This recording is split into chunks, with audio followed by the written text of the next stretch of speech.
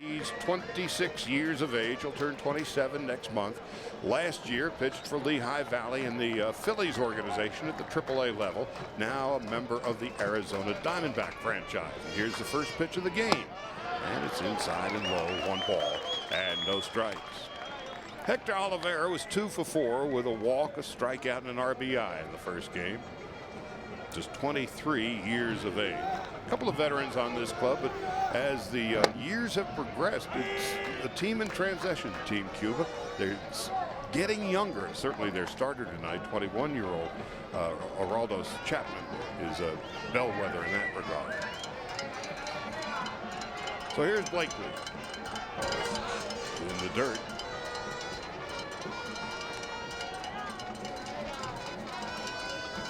Olivera just 24. 50-footer there, Charlie? Well, there's probably more than a little bit of adrenaline cascading through Blackley's veins. Reading one of the Australian newspaper pieces today. And this is about the biggest game Australia has played really since the Olympics in 2004 when they were in the finals against Cuba. Undoubtedly, they have been very successful, and Blackley, his comments before the game and during practices, I want to be part of that success. I have a great opportunity here. And when he's done here, he'll rejoin the Diamondbacks in Arizona. And a call, strike 3. But Australia's feeling awfully good about itself after the 17-run explosion. Here's a line drive into right field for a base hit. And Snellings at least keeps it from going to the wall and saves probably a triple. So Michael Enriquez, 1 for 3 in the first game, starts his performance tonight with a double to right. Snelling does a great job to keep the ball in front of him. And now here's Frederick Cepeda. What a game he had against the South Africans on Sunday. 2 out of 3, a walk, a home run to left, and a home run to right. And Cuba's best player, Yulesky Gurriel, is on deck. Just underway. And a comebacker. And that's going to be an infield hit, and nobody's covering third, and now the Cubans have runners at the corners. That was great base by Michel Enriquez. Had the ball in front of him, and once he saw the third baseman Hughes break, there was nobody there. Well, there is a critique publicly by Fidel Castro about the base run, even though they won that first game. But this is a smart play by Blackley himself. The ball doesn't get through to center field, but alert base running. I love the intensity already I see on the bases by the Cubans. Well, the de facto general manager of Team Cuba was not happy with the play of his team. And he talked about guys cannot be getting picked off. He's talking about Armitage picking up a couple of guys at first base. Guys getting thrown out on the bases. Not acceptable to the commander-in-chief. Interesting call. They called it an error on Blackley.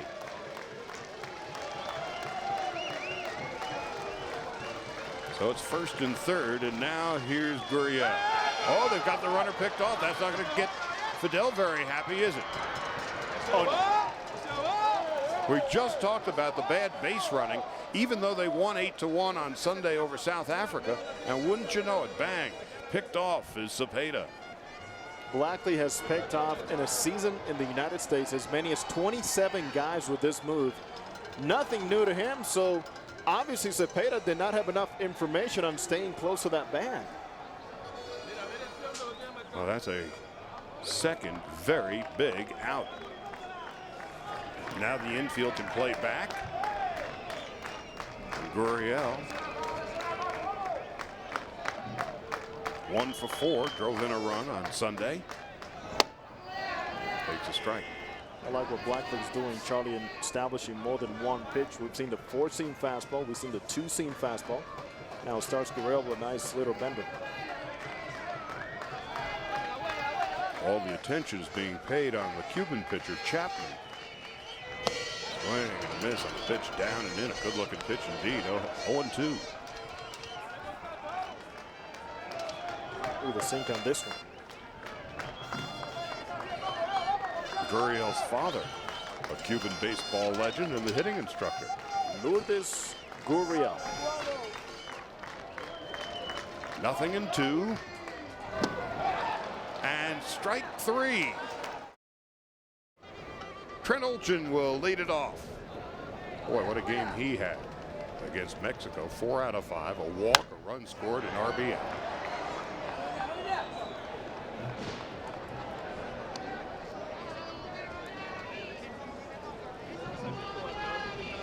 Olchin, a Diamondback product. Luke Hughes and Chris Snelling on deck. Outfield straight away. And again, we're playing on artificial turf here at Foro del Sol. So not only does the ball fly out, it skips through the infield and through the outfield as well. A fastball. 1-2. 16 games. How about a losing record for a guy that throws over 100 miles an hour, but the strikeouts to innings ratio, the most impressive, and they're only going to get better with experience. Well, the issue is the walks, though. And so on 1-2. Breaking ball. Castano will have to throw out Olchin, and that's the first out for the Aussies. Breaking ball.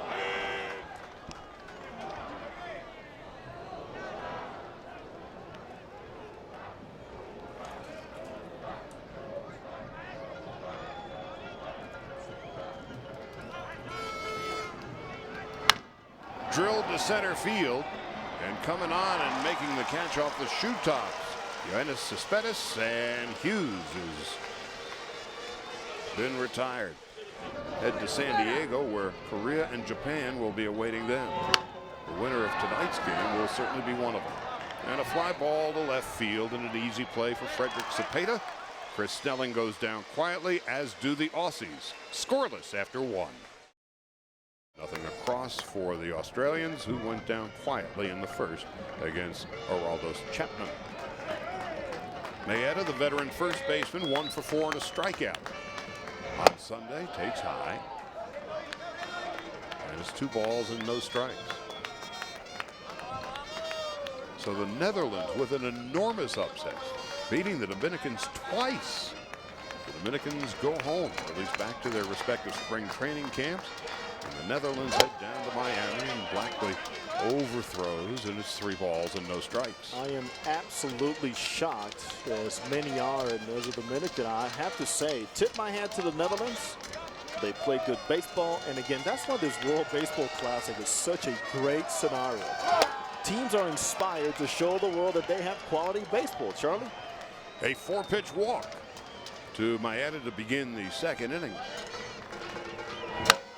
Whack to third. Taylor made 5-4-3 double play. So there's 2 out and nobody on.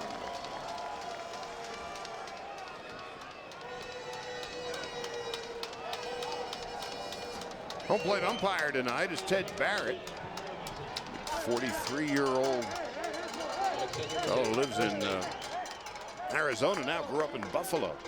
And an umpire we have not yet seen. There's a third base umpire, Seok Won Oh, but the first base umpire, Edgar Vision, is over there. And the crew chief, second base umpire, is Greg Gibson. Stevie's son, very excited, told me today. He is from Panama.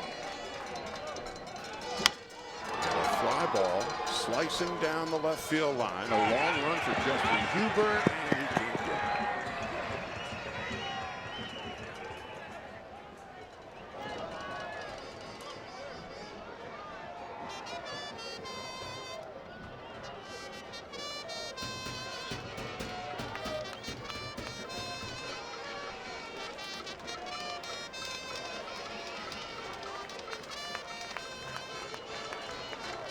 No balls and a strike and 2 gone. A swing and a miss.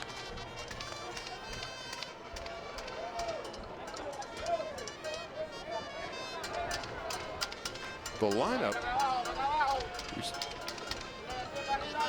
Alexander Maeda. They've changed the lineup since, and that apparently was the discussion, and that's why we're a little bit confused. Maeda was initially batting 5th,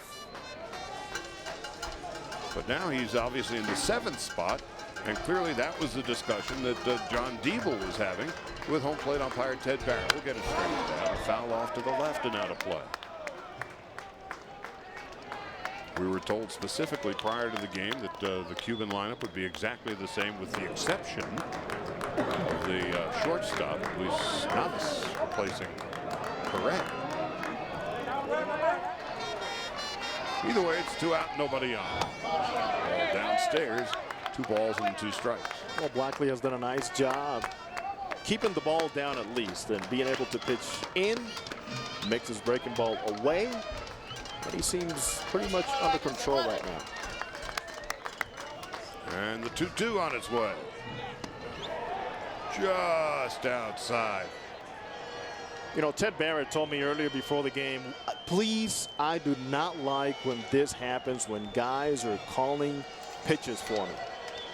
The Cubans tend to do this a lot, so the reaction, everybody's pretty much coming off the field. And Ted Barrett says that's been one of my biggest adjustments behind the plate as a major league umpire to get used to. Luke Hughes, the third baseman, was practically the pitcher's mound, trotting off. Now the 3-2. And a foul back and out of play.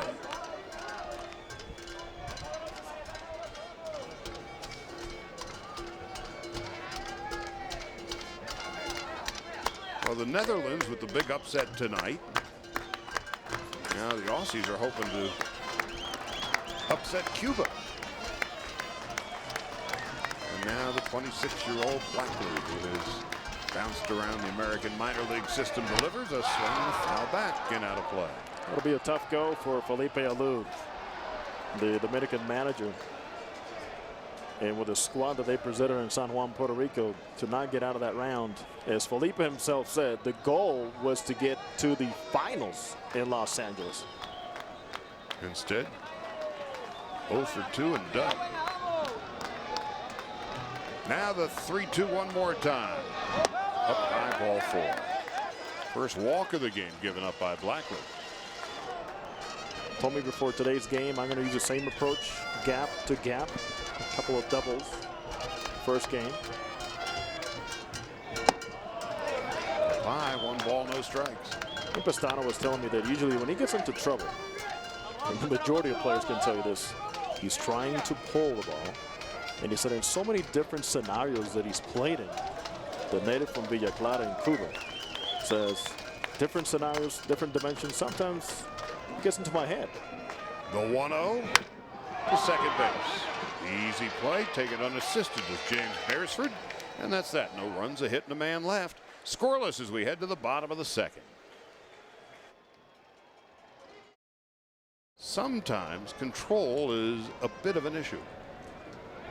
That can be said about Chapman. That can be said about any young prospect that throws that hard in any professional baseball or amateur baseball. So you really don't want to be digging in. Conveniently wild is he. Pitching from the left or the third base side of the rubber, and a foul off to the right and out of play. Signed with the Mets in 2000.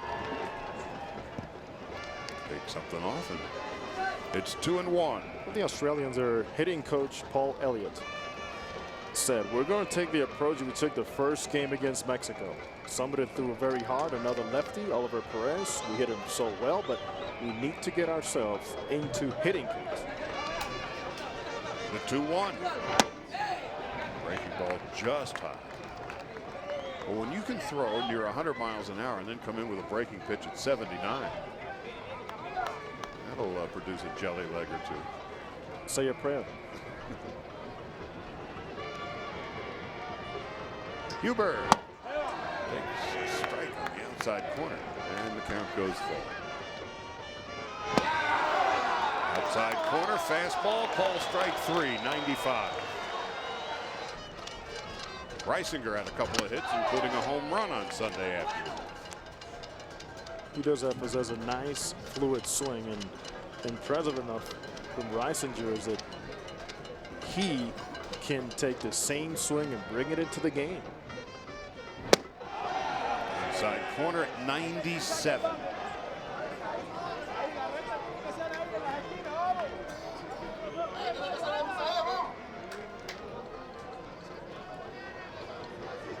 Ball a strike, get it out in the bottom half of the second inning. We're at Foro Sol Stadium in Mexico City.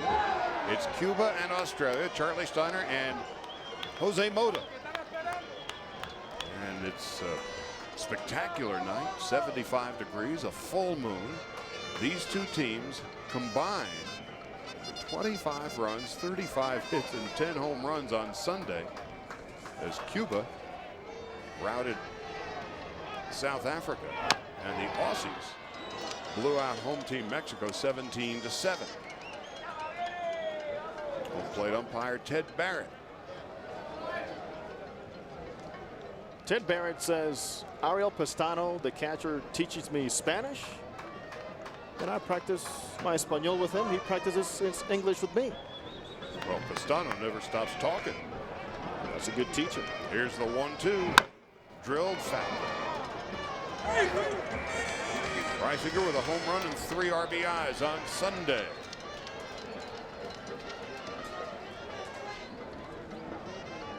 There was that swing, breaking ball inside. He's able to keep that balance and have that bat in the strike zone for a long time. And the 21-year-old Gladys Chapman. Now here comes the 1-2. And a beautiful backhanded play. Oh, did he get it? Holy mackerel! Oliveira to Navas to Maeta. Showtime. This is what they have the international eyes accustomed to. Being flashy, they practice this play during infield, so it's no accident that this happens. Look at the second baseman starts, how far he has to go, but you know what? He knows where his shortstop is, and that is the key to making this outstanding play. The very fact that Oliveira could get over to it on the artificial turf to make the play, and then the backhanded flip, and then the throw, and when all was said and done, Reisinger's out by a step and a half. What a play. 2 out and nobody on. Michael Collins steps into the batter's box. Oh, doctor. How many times do you score 4-6-3? That's not a double play. Your basic routine 4-6-3 put out. Wow. Michael Collins, property of the San Diego Padres. Goes along the right and deep and back at the wall. It's tracked down by Despaigne, and that ends the inning. What a second inning it was. Scoreless as we head to the third. Does it get any better than this? Luis Navas leads off. High ball up the middle and right through the center field for a hit.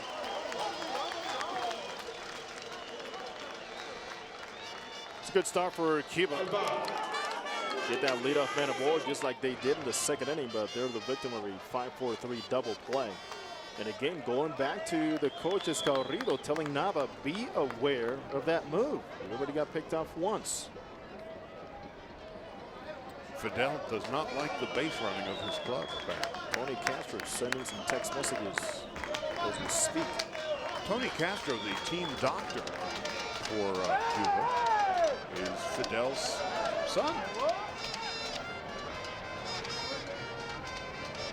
Tony stays real busy before the game, taping ankles and wrists and making sure guys get their heat, their massages, and getting them ready. A very respected doctor back home, Tony Castro. Hector Oliveira took a call third strike at his first at-bat. Takes it down as he pulls it back. 1 ball and no strikes. Oliveira struck out in the first game.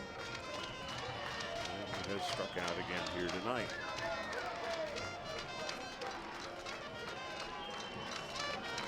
Oliveira in the Olympics in 2008 hit .353. Another good move. You see Nava's reaction in claiming a balk, and he is telling the first base umpire Edgar Stevenson he's balking, which was the same thing the Cubans were telling the umpires when Barry Armitage picked up a couple of guys when they played South Africa. Armitage, a right-handed pitcher. 1 ball and no strikes. Square into Buck. That's a good one. One play from Blackburn. That's the first base. Sacrifice.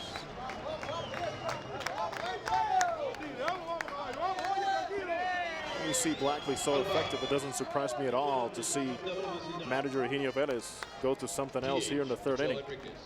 Go for a sacrifice bunt to try to get his team rolling something. Good bunt. Well, for the second time tonight, Cuba has a runner in scoring position. And Michael Enriquez steps into the batter's box. Enriquez doubled in his first at-bat.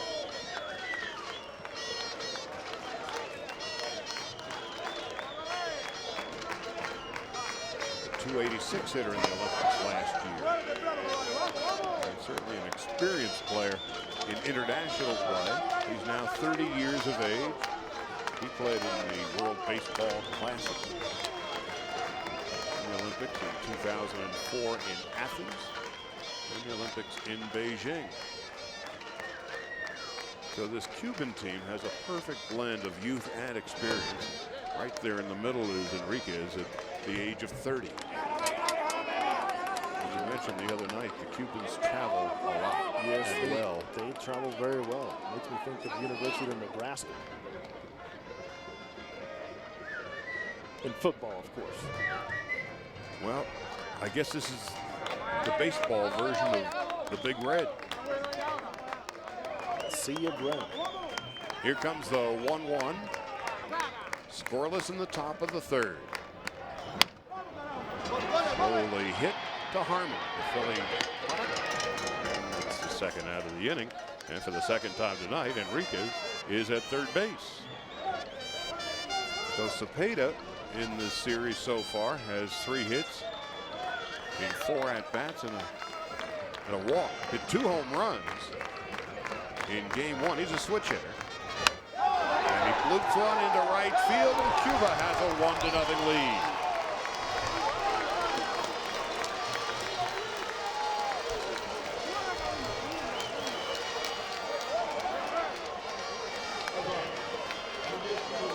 This is why they practice staying inside the ball. The approach preached by hitting coach Lourdes Gurriel pays off on that fastball inside, and that is why they love, Charlie, to have Cepeda in these types of situations. He is their go-to guy.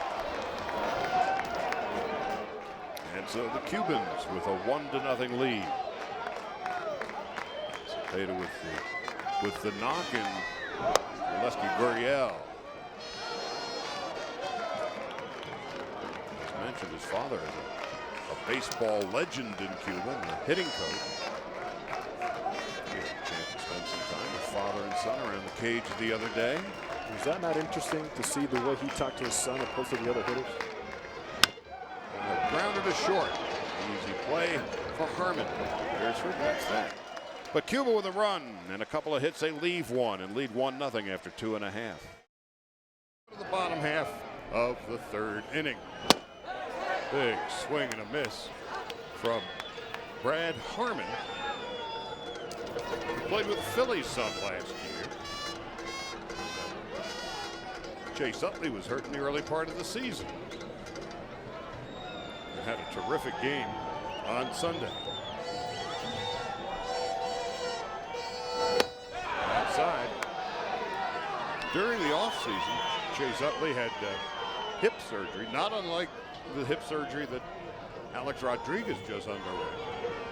And the hope and expectation now is that Utley will in fact be the opening day starting second baseman for world champion Phillies. Harmon takes inside and low at 98 miles an hour. Just getting there. Going back to Chase Utley, it doesn't surprise me at all the way he takes care of himself, how intense he is, how good his rehab went. But he's going to be ready earlier than predicted. They need him. Defending champion Phillies. Now the 2-1. Outside corner for a strike, 2-2. Now remember, this is the first round of the WBC playoffs, Classic, and the starting pitchers have a pitch count maximum of 70. So we'll be keeping a close eye on that. Chapman threw just 22 for the first 2 innings, and he strikes out Harmon. That's his 3rd strikeout of the game. He's been using 2 pitches, a sweeping slider, backdoor, perfect rotation on that. A great finish. And again, Pistano saying, follow this glove, young man. You were saying in the open that the #1 pitching prospect in the world. Trust me, there are so many eyes on this game here tonight. Potential is incredible for these young men. And let's be honest, this is the first time, because he is so young, that they've been able to bring him out to a big tournament and expose him like this. Well, right now he is totally in charge. He has retired the first 7 batters he has faced. This just isn't fair at the moment. 3 strikeouts. And he's a strike away from his 4th. James Beresford came in to pinch hit for Dan Berg, who was the starting second baseman for the Aussies on Sunday. Hit a sacrifice fly on the pinch hit appearance. Then singled in a run in his 2nd at-bat. And manager John Diebel staying with the hot hand. Why mess with it? This could be a short tournament, and Beresford really earned it. Very good approach at the plate. Well coached. Covers the outside half very well. The 0-2. About 100 miles an hour.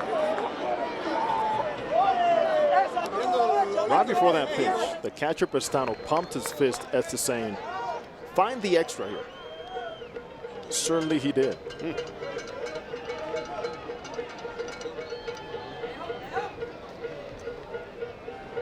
2 balls, 2 strikes.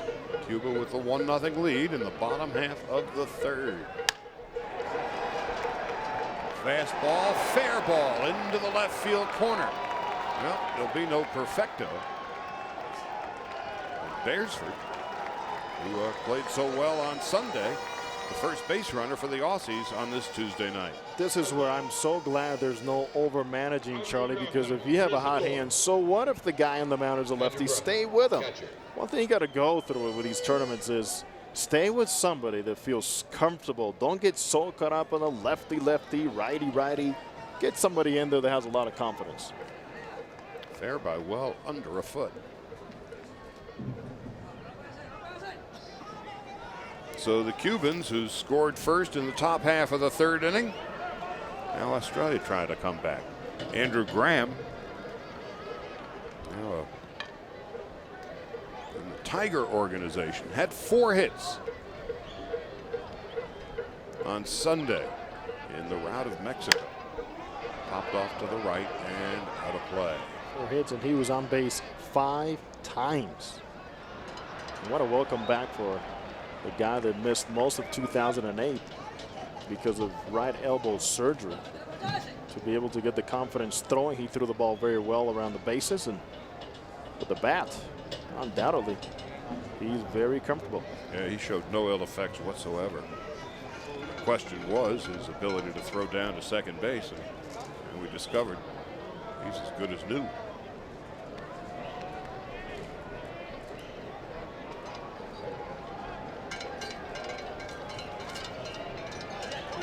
Foro Sol Stadium is about half full tonight.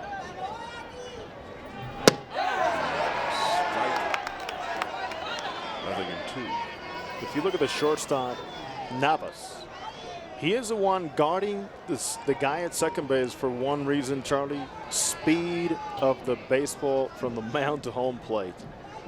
You have the second baseman just shift it over because you're going to see more late swings from the right-handed hitters and going on the tendencies by the Australians. So we also saw that Hector Oliveira could run to his right very well. What a spectacular play he and Nevis turned in the 2nd inning, and that's 100 miles an hour, and that's strikeout number 4. One thing that Chapman's not, he's not letting anybody down. Execution up and down. He's able to climb the ladder too. It's almost unfair. And in on the fist to boot. Center field. That missed by a lot. So that's 4 strikeouts through the first 9 hitters. 2 out in the third, and Trent Olchin, who had 4 hits and 5 at-bats on Sunday. Couldn't get a whiff of Chapman in his first at-bat. So he went from 100 miles an hour to 77. Tip your cap and say, hope my bat finds a baseball at some point. Boy, it's a joy to watch him. I remember in 2006, when we were first introduced on the international stage to Daisuke Matsuzaka in the World Baseball Classic. Olchin fouls it back. See, that foul ball right there tells me that there should be more of a shift, where now I'll have the second baseman Oliveira shifted more towards the middle and have Navas more towards his right. In fact, the center fielder, Cespedes, should be shifted a little bit more towards left center field, unless they're going to use more of the breaking ball against this hitter. But everybody's been late, and who can blame them to this 100-mile-an-hour speedballer?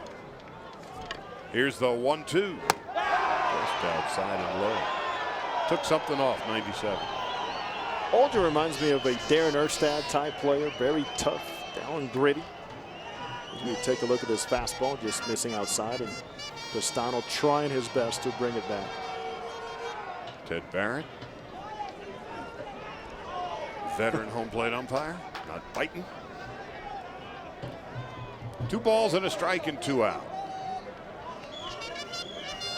Luke Hughes, the power hitting third baseman, on deck for the Aussies. The 2-1 on its way.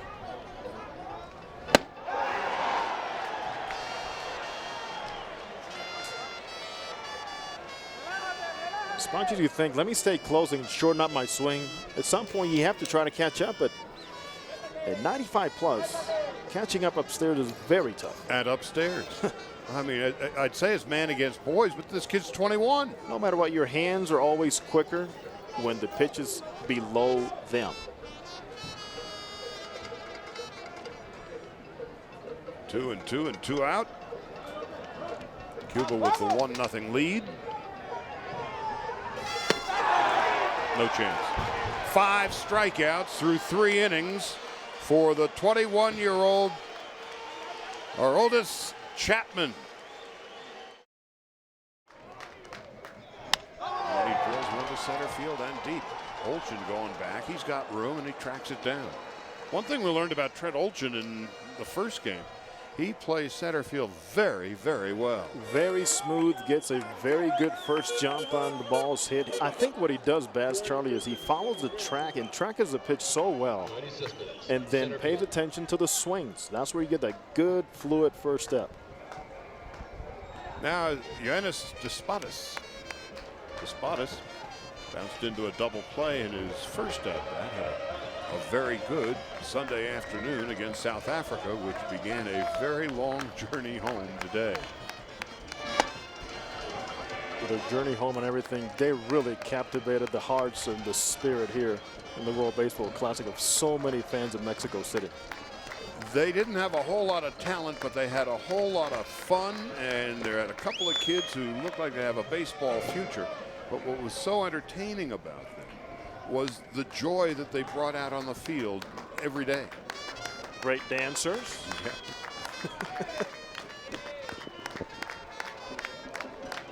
If you didn't see our game last night, Paul Rutgers, the left fielder for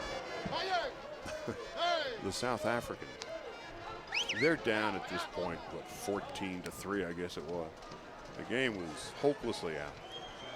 And the South Africans knew it's, from their perspective, the World Baseball Classic is a learning process as they try to broaden the interest in baseball in their home country. Here's the 1-2. And that's going to be a double.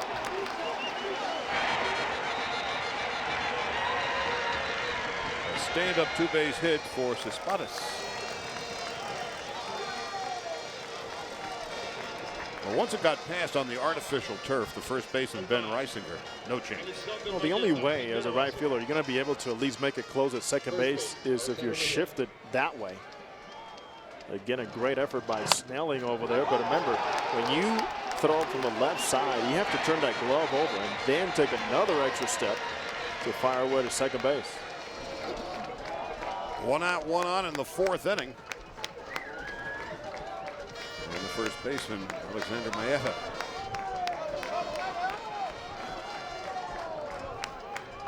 Who walked in his first at-bat.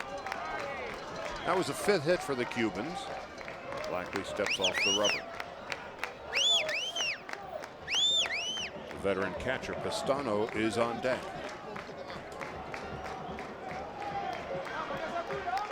Blackley trying to keep the Aussies in the game. There's so little room. Oh, that's going to be a ball.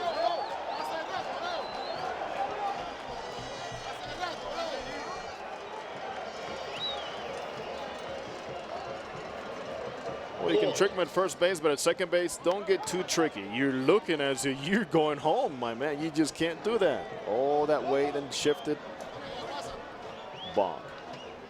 Well, that balk, of course, is very costly now. And the question is, will John Diebel bring the infield in? And since the first inning with Barry Armitage for South Africa on the mound, the Cubans have been calling balks. They finally got one. The infield's going to be about halfway. Halfway primarily because of the very fast artificial turf here in Mexico City. Nothing in 1. You don't want to bring him all the way in here either, because side to side is what you worry about as an infielder. If you bring him all the way in, you're taking more steps away from the people up the middle especially, which could create a bigger inning. No balls and a strike. Blackley delivers. And a ground ball. Lovely play at first base by Reisinger, saving a run. Beresford covers it first, 2 out. No contact play. They're waiting for the ball to get through. Reisinger goes to his right, picks up the runner. The main thing, find out where the runner is. What does he do? Well, Blackley forgot to cover first base, but alert baseball by his second baseman, Beresford. Great play. So we've seen some terrific defense so far. Looks like Blackley was more ready to be part of a rundown at home plate. Well, there's 2 out. And here's the veteran Pistano, who grounded to second base in his first at-bat.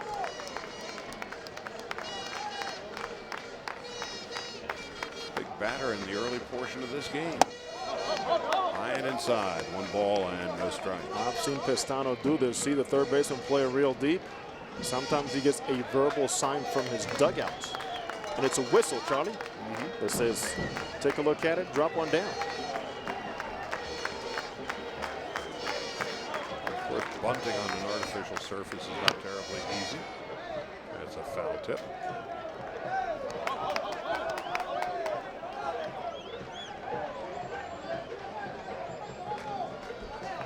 So the Cubans with the 1-0 lead, and the way Chapman has pitched tonight, that 1 run looms very large, but of course in the first round of the WBC, World Baseball Classic, a 70-pitch limit for the starter. Here's the 1-1. Foul back and out of play, and Chapman through 3 innings has thrown 40. At least if he can get him through 5, Eugenio Velez told me before the game he'll be very happy. Let's not forget, strikeout pitchers have the pitches accumulate much quicker. So he's not a contact type pitcher, so those are going to accumulate very quickly for him. So 5 would be a plus for them tonight. Pistano in the 2000 Olympics had 8 base hits and 8 runs batted in 8 games. Crazy 8s, and that ends the inning. 3rd strikeout for Blackley. No runs, a hit, and the Cubans leave a runner at 3rd. 1-0 as we head to the bottom of the 4th. Well, one of the teams that fully expects to be in not just San Diego but Los Angeles, this Cuban club. One of the reasons why is this 21-year-old wonderkid, Aroldis Chapman, who has struck out 5. This is Luke Hughes as we begin the bottom half of the 4th, who drills one to left center field and deep, and that's one hop off and off the wall. It's in play. Hughes on his way to third base and decides to hold at second base. Well, the cardinal sin is you don't want to make the first out or the third out at third base. Chapman on a very short leash, apparently. We got to see how he reacts now to this. Another balk. Well, that changes the complexion of the inning. Well, I'm just telling you about reacting. Obviously, he's a little shaken up.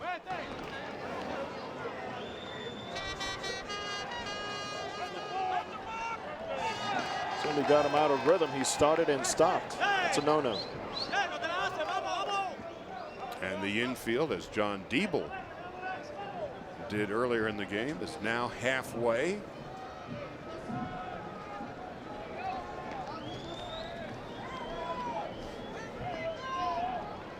Genio Velez is the manager for Team Cuba. The 1-2 to Snelling. Well, that's one way to get out of it. That's a 6th strikeout for Chapman. That's where your catcher says, find a little extra. Chapman has talent enough to find the little extra when he needs it at 100+ miles an hour. Those high fastballs are just unhittable. Justin Huber is the batter. He struck out swinging in his first at-bat. The infield remains about halfway in.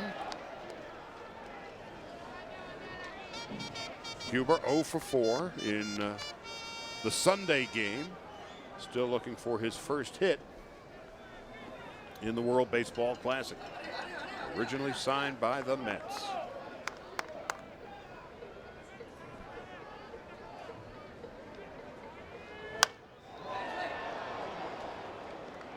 The only guy so far who's gotten around on Chapman was Luke Hughes with the leadoff double. And a short swing. We saw a longer swing now on that foul ball by Huber, but the way I've seen him take batting practice, I like his chances of making contact right here. Paul Elliott, the hitting coach, loves his approach. Huber now 27 years of age. That's just not fair. Ted Barrett has seen so much today, so many different things and looks and spins, and he is right on every single pitch. Huber was on the opening day roster of the San Diego Padres last year, and he's kicked around at the major league level. Here's the 1-2 inside, and a nice play by the veteran catcher Ariel Pistano, saving a run. Here comes the 2-2 with the infield still about halfway, and a little pop foul and out of play. It's going to be out of play. New wood. That's 2 bats that Chapman has broken. Not very many times you're going to see a guy go back-to-back pitches on foul balls to get new lumber. Now he's mad. Running out of bats.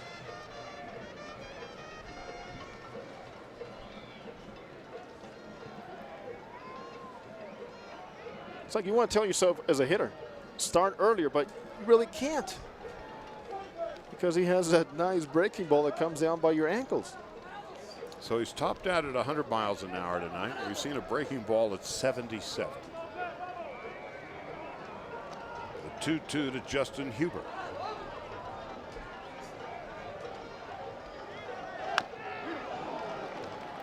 Well, Huber's putting up a battle, isn't he? Ground ball to third, kept in front by Gurriel, and he throws and makes the play. That was a terrific play by Gurriel. He didn't panic. He knew exactly where he was, knew what he had to do, knew that Huber doesn't run all that well, and made the plays. And a tie score as Reisinger delivers a base hit. Chapman pulled the string, and Reisinger said, well, thank you very much. I think I can hit that one, and he did. He retired the next two batters and seemed to be about ready to get out of the inning, but a hanging curve was his undoing. And now a wild pitch advances Reisinger to second base. Exactly what you have to guard against. This is where Pestaño plays a huge role to watch for body language, make sure he stays under control emotionally. He tried to throw this one right through Mike Brito behind home plate. Playing for the Queensland Rams, where I'm sure he has never seen a 100-mile-an-hour fastball before. But they've seen some very good baseball through the years. A lot of challenges for the Australians, and they seem to come through.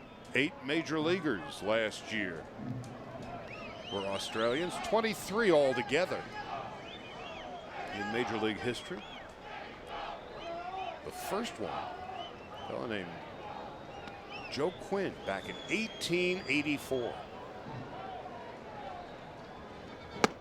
And about 100 years later, Craig Shipley, as most modern-day fans remember being the first Aussie. And Shipley right now is a mainstay, one of the main international scouts in baseball. He worked for the Boston Red Sox, and he was the main guy in trying to get and getting Daisuke Matsuzaka from Japan. Mission accomplished. 3 balls and a strike to Michael Collins, who was 3 for 5 on Sunday against Mexico. Brad Harmon, the Philadelphia Philly product, awaits. Ball 4. Well, now it's nearing the end for Aroldis Chapman, because he is now at 61 pitches. And Michael Collins did something that I really admire here. Shortstop. When a pitcher is rattled, don't go after and try to prove him even more wrong. Now is the time of building his pitch count.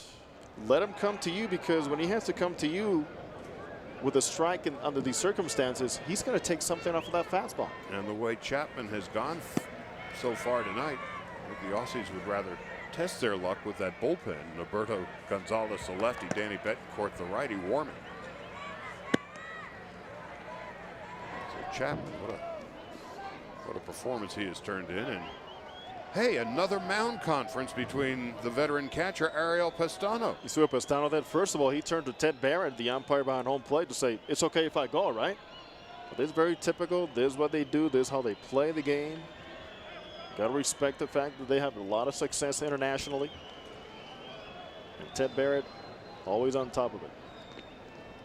And as he told me before the game, I'm also learning, Jose, about what they do, their tendencies.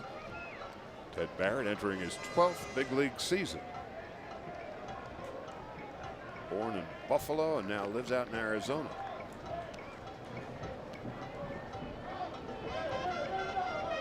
Harmon takes high. So now again, body language speaks so eloquently. You see how frustrated Aroldis Chapman is, and he had been in such control through the first 3 innings. A leadoff double by Luke Hughes here in the 4th. He would go to third on a balk. Next 2 batters would be retired. Reisinger spanked a single into left field, a hanging curve, and then the walk to Collins. Now a base hit by Harmon, and the Aussies can take a lead. But not on a 95-mile-an-hour fastball.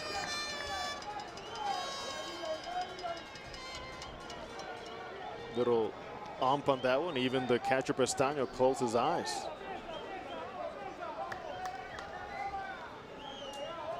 Chapman threw 22 pitches through the first 2 innings. This is about to be his 25th pitch of the 4th inning. So one thing about the Aussies, they have been very patient at the plate. They're making the kid work. And a team that I have talked before, you have the big league influence of a Pat Kelly, of a Graham Lloyd, John Diebel, international scout, a well-rounded coaching staff. They know what they're talking about. They have been around the block. Diebel works in the Red Sox organization. Pat Kelly is Major League Baseball fans remember him, a second baseman with the Yankees among others. Has lived in Australia the past 8 years. Is a scout in the Pacific Rim these days with the Seattle Mariners. The 1-2 to Harmon with 2 on and 2 out. You notice those swings getting more and more comfortable, right? Every time they make him get the ball below their hands this inning, it's paid off. Paul Elliott, the hitting coach, has a very simple plan during batting practice. Those swings that you take here from line to line, bring them into the game. Repeat. The Aussies are just a fun bunch to be around. They're brimming with confidence. And they, as we saw with Chris Snelling in the very first inning, they play hard. 1-2 to Brad Harmon.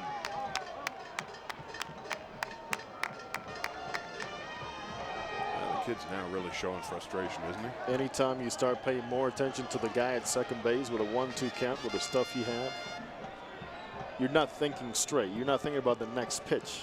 There's more things bothering you. And the pace of the game has slowed up noticeably here in the bottom half of the fourth.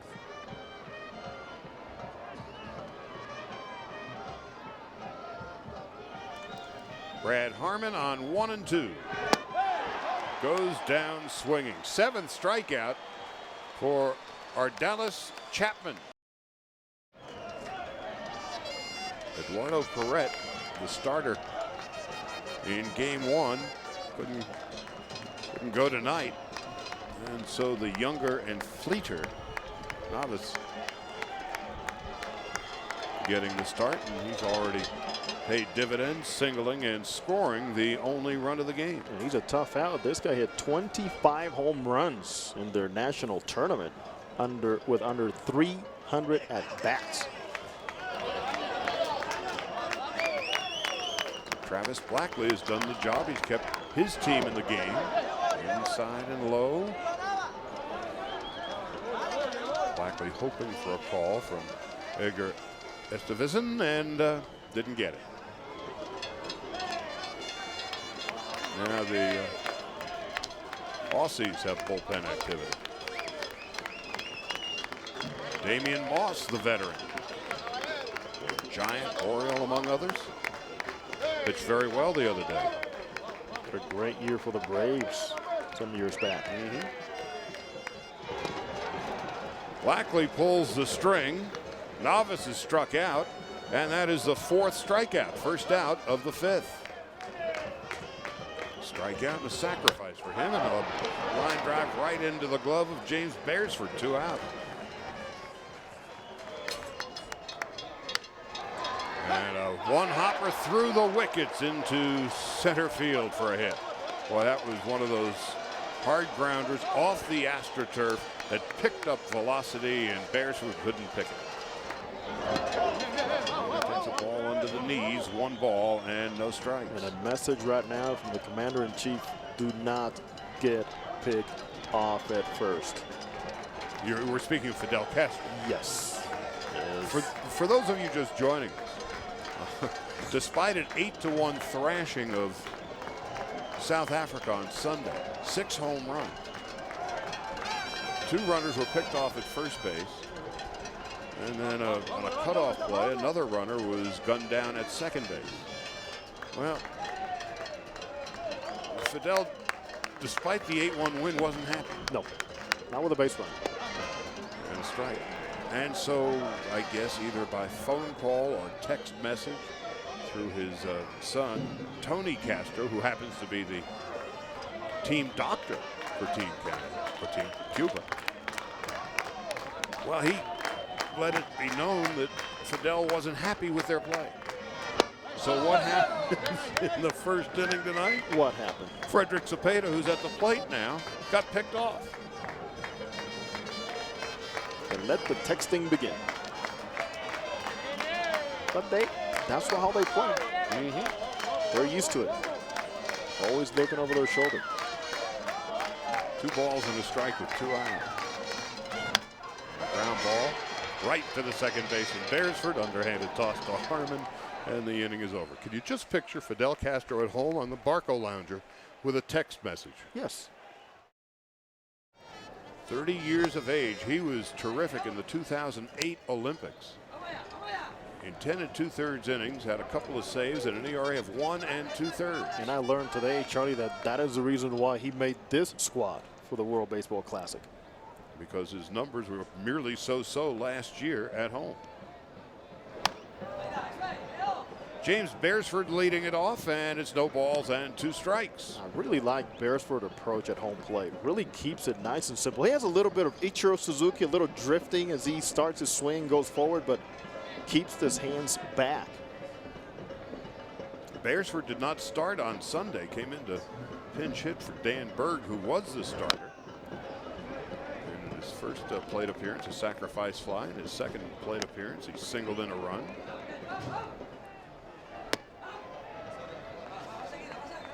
Left-handed Laredo for Gonzalez, missing outside. Andrew Graham, the catcher, is on deck. He had 4 hits on Sunday, and Trent Olgen will follow, and he had 4 hits on Sunday.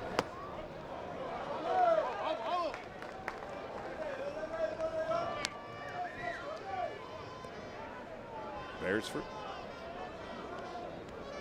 doubled to left in his first at bat. So here are 2 teams that combined for 25 runs and 35 hits and 10 home runs on Sunday. I chopper to second base. Easy play to Oliveira. The throw almost took Mayata off the bag. So 25 runs, 35 hits, 10 home runs, and it's a 1-1 tie in the bottom half of the 5th. More quality pitches. I think the hitters have been spreading the zone a little bit more. And there's been talent. Blackley doesn't stay behind. He's done a fantastic job for the Aussies. And you know what we saw from Morales Chapman. Impressive. Very impressive. Just 21 years old. Andrew Graham struck out swinging in his first at-bat. Breaking ball for a strike. You see in the shadows behind home plate the fellow with the Panama hat and the radar gun in his hand. Mike Brito. There he is. Brito has been here since the beginning of the World Baseball Classic. He's been here seemingly since the beginning of time. And being here in Mexico is like being home for the Cuban-born Brito. And I bet that radar gun's happy tonight. It's been working hard. Hopefully it's still in one piece. And he's got the cell phone working, and before long he'll have the ever-present cigar. Here's the 0-2 outside. Well, the cigar was replaced. It's modern times. It's not back to the late 70s. Remember that. He couldn't have that cell phone at Dodger Stadium back then. It was a cigar. But he could still smoke the cigar here at Foro Sol Stadium. Standing around. It was so funny the other day watching batting practice. And there's Brito with you know, a stogie in his mouth, and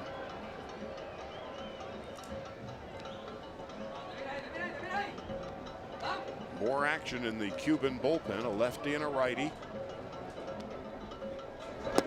Inside. A lefty by the name of Yulieski Gonzalez.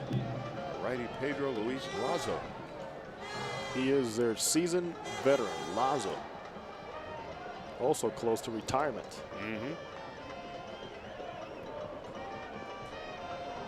So as we talked about earlier, this is a Cuban team. That's a fly ball to left field. It's going to stay in the park. And that's the second out. We talked about better pitchers. There's one in which the hitter, Graham, was not able to extend. If that pitch is more over the plate, forget about it. There's a big fellow, Lazo. Trent Olgen.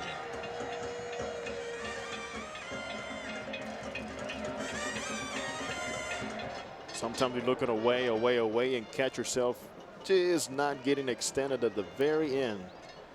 Hit it off the label. So there's 2 out and nobody on. So coming into the game, you think, okay, it's going to be home run derby tonight. The wind was blowing out. Instead, we've got a pitcher's duel.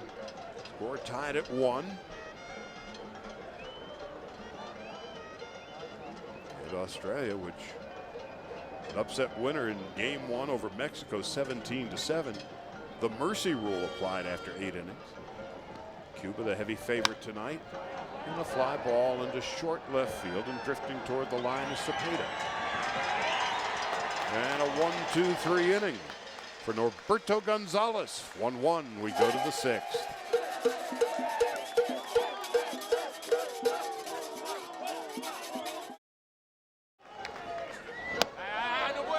Gillespie Gurriel leads off in the 6th inning and takes a ball high and away. You know, Blackley is competing for a spot in the Arizona Diamondbacks bullpen. Well, he's not going to be around to finish off this inning, as he has just thrown his 65th pitch.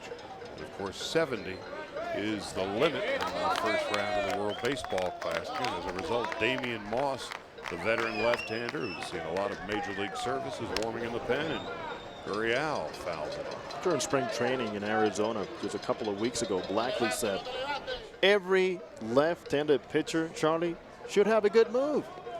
He goes, you stand in front of a mirror and work at it and just find a way to not cross that imaginary 45-degree line. Standing next to Damian Moss, baseball fans remember the 6'8" Graham Lloyd. He's officially the bullpen coach now. And maybe he didn't have a move like Blackley, but there's some pointers he can give to him. What a solid big league career he had, too. Whack down the left field line. Anytime you can associate and surround players with championship type coaches, let me tell you, the questions are endless and the stories are endless. How do you win? Well, they've been there, they've done that. Right. And the fellas from Australia, where there is no Australian major league per se, there are club teams and teams within the states.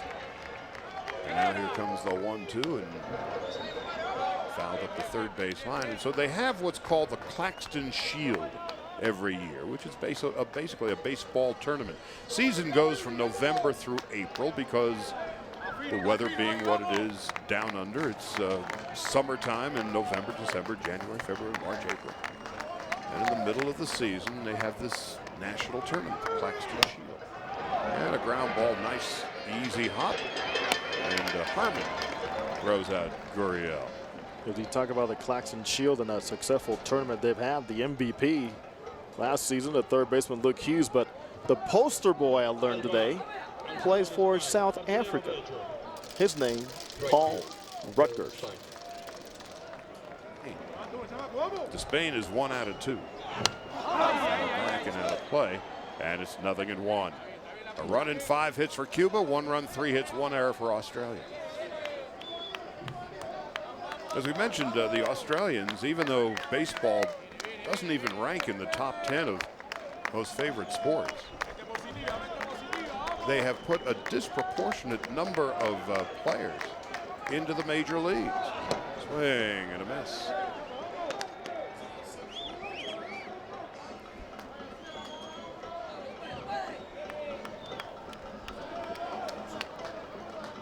This will be the last batter, even though that Blackley is over the 70 limit.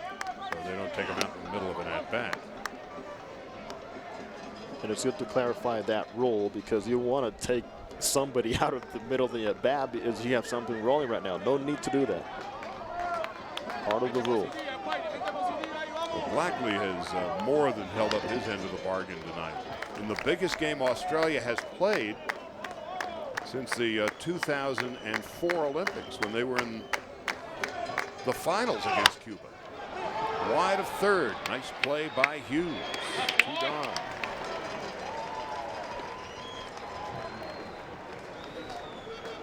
And that should be the end, and it is. Damian Moss will be on his way in, and John Diebel, the manager of Team Australia, couldn't be more pleased with the job that Blackley did tonight. And everybody's happy, and for good reason. Tied at 1 in the 7th inning. Gave up 1 hit, struck out 1, and walked 1. With 2 out now in the 6th inning. What a job turned in by Travis Blackley. 5 2/3 innings. A run and 5 hits, struck out 3, and walked 1. So now it's up to the veteran lefty to keep the high-powered Cuban offense in check. Deep to right field. Cuba takes a 2-1 lead. Well, that was the last thing in the world John Deeble and the Aussies wanted or needed, as Cespedes has given the Cubans a 2-1 lead. Boy, Joanny Cespedes went on what he knew best. Cover the outside half of the plate and then unload. Look at that reaction. Gotta love it.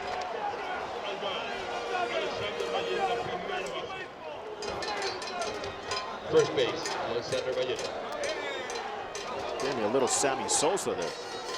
Well, there are some old school baseball players who might not cotton to that kind of move. But you know what? This is international baseball. That's the way they play for a long time, and I'm totally fine with it. Now, the hitter Mayetta. And he is walked and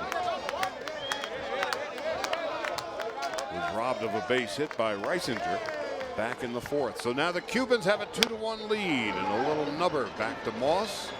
Underhanded toss, and that ends the inning. So Moss gives up the home run to Cespedes, and it's a 2-1 Cuba lead as we go to the bottom of the 6th. Been an exquisitely played game to this point. Cuba with a 2-1 lead. A home run by Yanis Cespedes in the top half of the 6th, the difference in the game, as Norberto Gonzalez begins his 2nd inning of work for the Cubans. Luke Hughes, the power-hitting 3rd baseman. It's 1 ball, no strikes, a double, and he has scored the only run of the game for the Aussies. Just for the pitcher Norberto Gonzalez against Hughes, don't make a mistake inside. With a home run on Sunday, and a double tonight, so he's got 3 hits in 8 at-bats. Just a fine-looking player all around. He looks like a big league player. He was one of those guys as we were watching batting practice the other day before the first game. Wow. Where sometimes you watch BP and it's just go on. It's kind of like background music, and then every once in a while you have this. You notice, hey, this guy's got something, and this is one of those guys.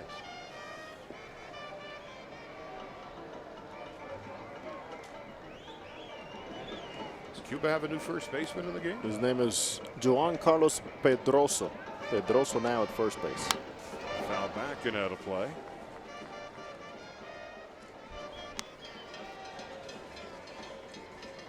There he is. Pedroso says, every time I ask him, how's your swing? He says, sabroso, delicious. Well, thank you for clarifying. 2 balls and 2 strikes. Hughes, Chris Snelling, and Justin Huber will hit in the bottom half of the 6th inning. The Aussies look at a tie. Gonzalez misses high and away. 3-2. A big upset tonight as the Netherlands take out the Dominicans 2-1 in 11. It was scoreless into the 11th. Foul back and out of play. I think there's so many lessons learned, Charlie, as we see teams get upset about restructuring a roster. And Cuba lost in the finals in 2006 against Japan. And that is one reason why Eugenio Vélez says, I need to restructure my roster. Will it pay off? We will see, but the Dominican definitely needs to look into that.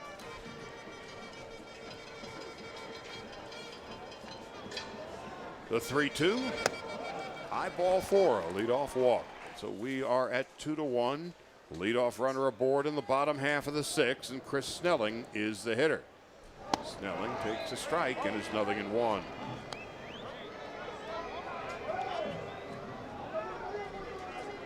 And again, what do they say about momentum ending with the next day's starting pitcher? These two teams on Sunday.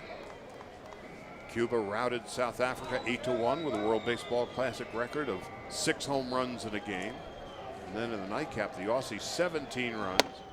A World Baseball Classic record 22 base hits. 4 of them were home runs. Well, you can say good pitching stops good hitting, but how do you beat good pitching? You have to have good pitching.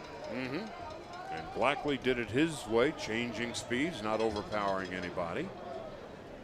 And then on the other hand, you had Chapman just throwing 100-mile-an-hour heaters and 77-mile-an-hour curveballs. But all those strikeouts, what was fascinating was that's what beefed up his pitch count. Automatically, anytime you have a guy striking out a lot of guys, that's 3 pitches minimum for those strikeouts to be gotten by you. Well, he retired the Aussies, Chapman did, in the first inning on 7 pitches. And Snelling now 2-2. 15 pitches in the second inning, 18 in the third. In the fourth inning, his goose was cooked when he gave up 27 pitches, and that was the end of the night. So with each successive inning, the Aussies were more selective at the plate, and they got this just blue chip talent out of the game. 2 balls and 2 strikes to Chris Snelling. Hughes has moderate speed and a ground ball foul. Snelling right now is at an advantage because he's on top of the plate, and there's a big hole between first and second, and he's not afraid to show you in BP or anywhere else, I want to pull the ball. So Gonzalez makes a mistake inside, you better be careful. These two teams, Cuba and Australia, were in the gold medal game in the 2004 Olympics in Athens. Big swing and a miss. And what is going on here? It was a foul tip? Foul ball. Okay. Or was it?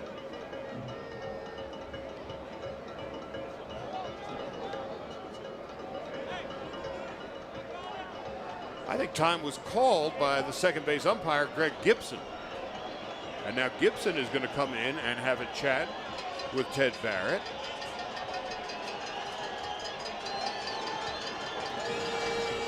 We saw Gibson's finger go up first. And something very important here is that Eugenio Velez needs a translator with him. And her name is Caridad. And she is with him all the time to make sure things are put in the right words. So anyway, it's 2 balls and 2 strikes. And there's a fly ball to center field.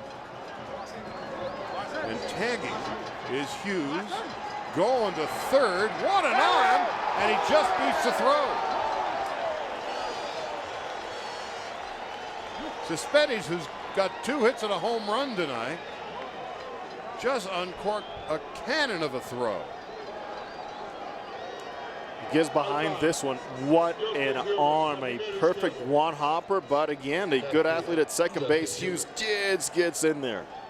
And clarifying the situation, it was a balk called. Right. That's what got Hughes to second base. That's what I was trying to figure out. How is he still at second base? The balk was called by the second base umpire, Greg Gibson, and that fly ball off the bat of Snelling gets Hughes over to third, and now there's going to be a pitching change. A lot going on here in the 6th inning. The Cubans took the lead with a home run in the top half of the 6th, and now the tying run is 90 feet away as we come back to Mexico City. The Australians scored their run in the 4th inning on a double by Hughes. He was balked to third and would come home on a base hit by Ben Reisinger. Well, Hughes leads off the inning with a walk, goes to second on a balk, and goes to third on an outfield fly. So now they have a chance to tie the score as Justin Huber comes out of his shoes and swings and misses, and it's 0-1. And Pedro Lazo, talk about a go-to guy. He is the face of the Cuban pitchers, 4-time Olympian, usually a starting pitcher, but internationally, they want him out of the bullpen for a reason. The first pitch, 95 miles an hour. He'll turn 36 next month. Infield halfway. Pivotal point of the ball game. And Huber delivers a base hit. The Aussies have tied it at 2. Huber with a big turn, and he'll return to first. Justin Huber delivers a clutch base hit, scoring Luke Hughes. The score is tied at 2. John Devil again with that fight his team has, seeing it come through again. And on Huber, I'm going to go back to that at bat in the 4th inning when he grounded out to third, where he just stayed back. And in this situation, he stayed back and delivered, stayed inside the ball much better. Solid approach, solid result, new ball game. And 2 balks in this game by Cuban pitching have contributed to the 2 Australian runs. And Reisinger takes a strike. Reisinger robbed of a hit in an eye-popping play back in the 2nd inning. As the second baseman, Oliveira, ranging to his left, had no way to throw, so he tossed it with his glove to the shortstop, Nevis, who then threw on to first, and Reisinger was robbed on a spectacular play. So we have seen some spectacular pitching, some terrific defense, and yet a couple of balks have been the Cubans' undoing. Reisinger, 1 and 2. Lazo's international experience dates back to 1991 as a junior world championship participant. He's pitched in 4 international cups, 5 World Cups, 3 Olympics, and the World Baseball Classic. This is second taste of the WBC. 1-2. Way outside. And Huber had visions of running, but doesn't run all that well. Pastano's got a good arm. And he makes the right decision, even though Pastano can't find it right away. If you're not sure at first base because maybe the hitter blocked the ball from your view, just don't go. Not in this situation of the game. Play it safe.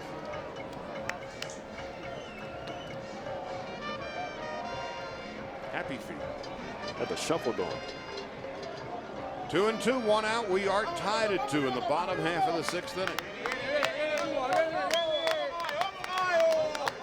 Lazo, the 3rd Cuban pitcher of the night.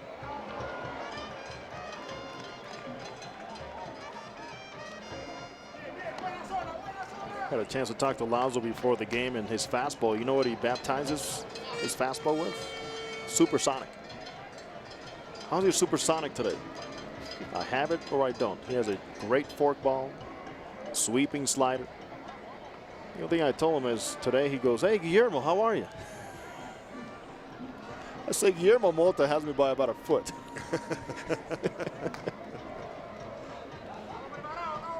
Guillermo Mota has returned to his roots and pitched with the Dodgers this year. Trust me, all these players back in Cuba follow big league baseball. Oh, do they ever? Here's the 2-2. Swung on and missed, strike 3. Reisinger goes down.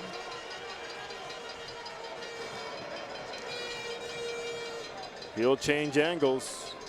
That sweeper. And 3/4 delivery. Well, they're staring at each other after this. There's a history between these 2 ball clubs.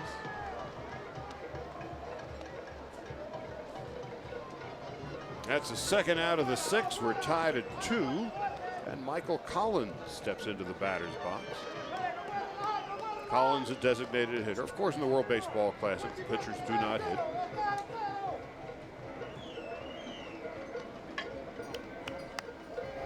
And a line drive base hit into right field. Huber will hold at second base. Justin Huber doesn't run all that well, and again, with the speed of the artificial turf, wise to stay at second base. There's 2 out, and again, that cardinal rule, you don't want to make the 1st out or the 3rd out at third base. Hands close to his body enable him to take this pitch the other way solidly. Shortstop, Brad Hartman. Michael Collins is a DH, former Angel farmhand. And now a conversation out on the hill. Here comes Perez again, and Tulazo, I think even as a veteran, you got to calm yourself down a little bit. And maybe that supersonic is staying a little too flat right now. The supersonic's not so super. A little too flat. It's just a sonic.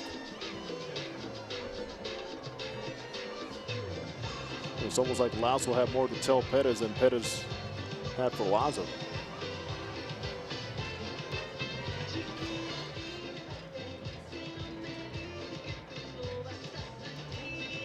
Brad Harmon steps into the batter's box with a chance to give Australia the lead.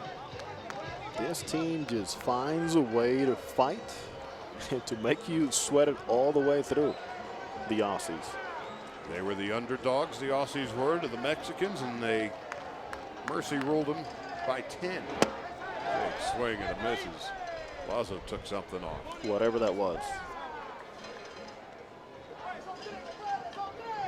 It just took a while to get there. He and Pestano have been working together for a long time, and they don't use fingers when he's on the mound. As you notice, Pestano goes on touches. How in the world does a pitcher remember? Especially when you alter the signals with a runner at second base. Very easy. Before, they go, hey, man at second base, I'm going to go first touch, last touch, or second touch. Go from there.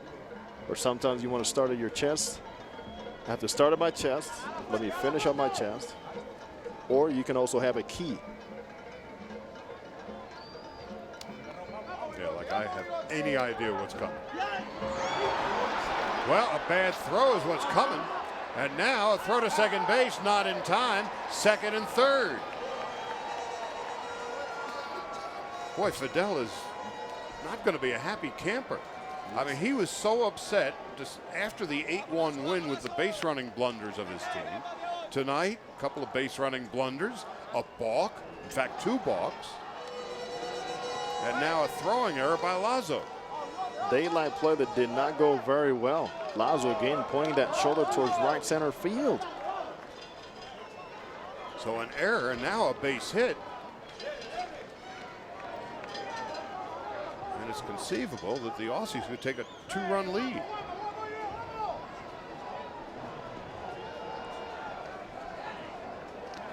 Brad Harmon, though, was struck out twice tonight by Chapman. Fastball low. And now suddenly the Cubans look like they're coming a bit unglued. Usually the time that I've seen this team unravel has been because of bad defensive play. And this could be happening here again. Well, they've had a runner picked off tonight. The throwing error. 2 balks. Double barrel action in the bullpen.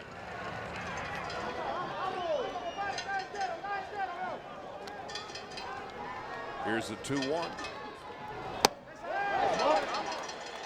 2 balls and 2 strikes now. Here's Lazo telling Pestano, hey, slow down a little bit. He gets very emotional. He takes things very personal. I mean, look at his look. A lot of pressure. 11 million Cubans in the island. The pressure's on these players. I bet you near every one of them is either watching or listening to the ball game. I'll tell you more about that. On 2-2. Outside 3-2. They were telling me today, some of the players, that tomorrow Cubans get to work at 10 in the morning. Why? Because they're going to be watching this game late into the night. And they said, that's fine. That's already agreed upon by all the companies. Get here late. I used to try to convince my mom and dad of that. And they never bought. 3 balls, 2 strikes, 2 out. Second and third. The pitch to Harmon. Ball 4. The bases are loaded.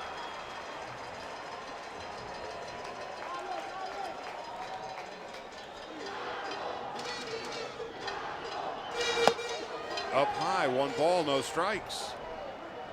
The 1-0. Fastball inside corner. Close shave.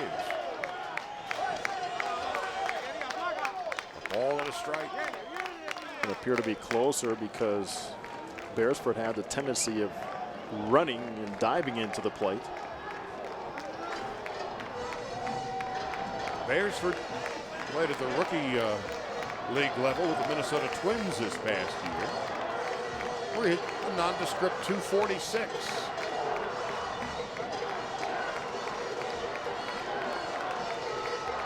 He just turned 20 in January. And a base hit into left field. 1 run is in. Here comes a throw to the plate, and he is safe at the plate. It's a 4-2 Australia lead. Huber scores. Collins scores. He is a tough out for this reason.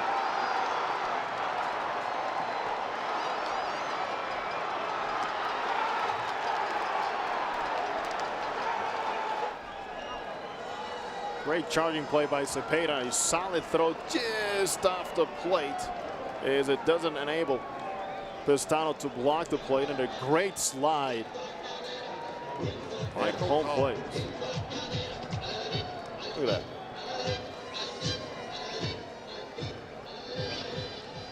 And Lazo is lathered, and he's done. And Danny Betancourt's going to be the new pitcher.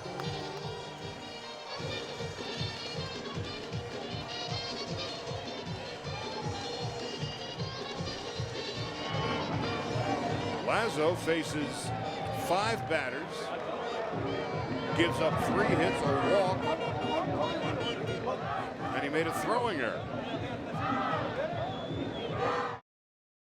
The Aussies were extending their at-bats. They got the kid out of there. They've gone to the Cuban bullpen, and they have penetrated that bullpen. And you bring up a good point. How did the pitch count start to amount? By being more patient and more selective. Get yourself into hitting counts. So they got the 100-mile-an-hour fastballer out. And now Danny Betancourt, the 4th Cuban pitcher of the evening, with runners at first and third. And Andrew Graham, who's 0 for 2, is now 0 and 2. Let me tell you, morally, and it's a tough blow when a guy like Lazo gets lit up for this ball club, because he is the one guy they look up to. The idea was to get him extended to shorten the gap to get to the 9th inning. Did not work. The veteran leader has a difficult time, and now Australia feeling all sorts of confidence. And did Graham go around? Yes, he did. That ends the inning. But Australia storms from behind with 3 in the bottom of the 6th, despite leaving 2. 4-2, we head to the 7th. Huge responsibility now, Charlie, on Damian Moss. Allowed a home run to Cespedes when he came into the ballgame. But he has the experience to really calm everything down, as he did against Mexico. Well, he is doing the job now, or is being asked to do the job that Lazo was asked to do for Cuba. And Cuba did not get what they expected from him. Their veteran right-handers. He was knocked out, and as it stands now, he stands to lose the game. And wouldn't you know it, Moss comes in after the great job by Travis Blackley, who went 5 2/3, gave up a run in 5 hits. First batter he faces. Cespedes hits the home run. And now the Aussies are hoping that Moss can get the job done.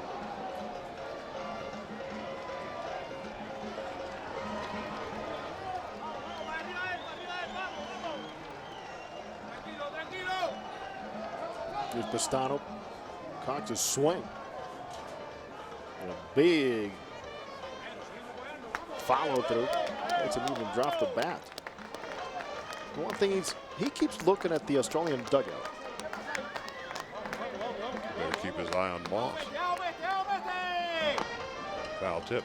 Bullpen activity now for the Aussies. The Angel, Rich Thompson, pitched so very well on Sunday, warming up down the right field line. He was the one on the mound to finish out Mexico, the early termination game. And there's old Graham Lloyd.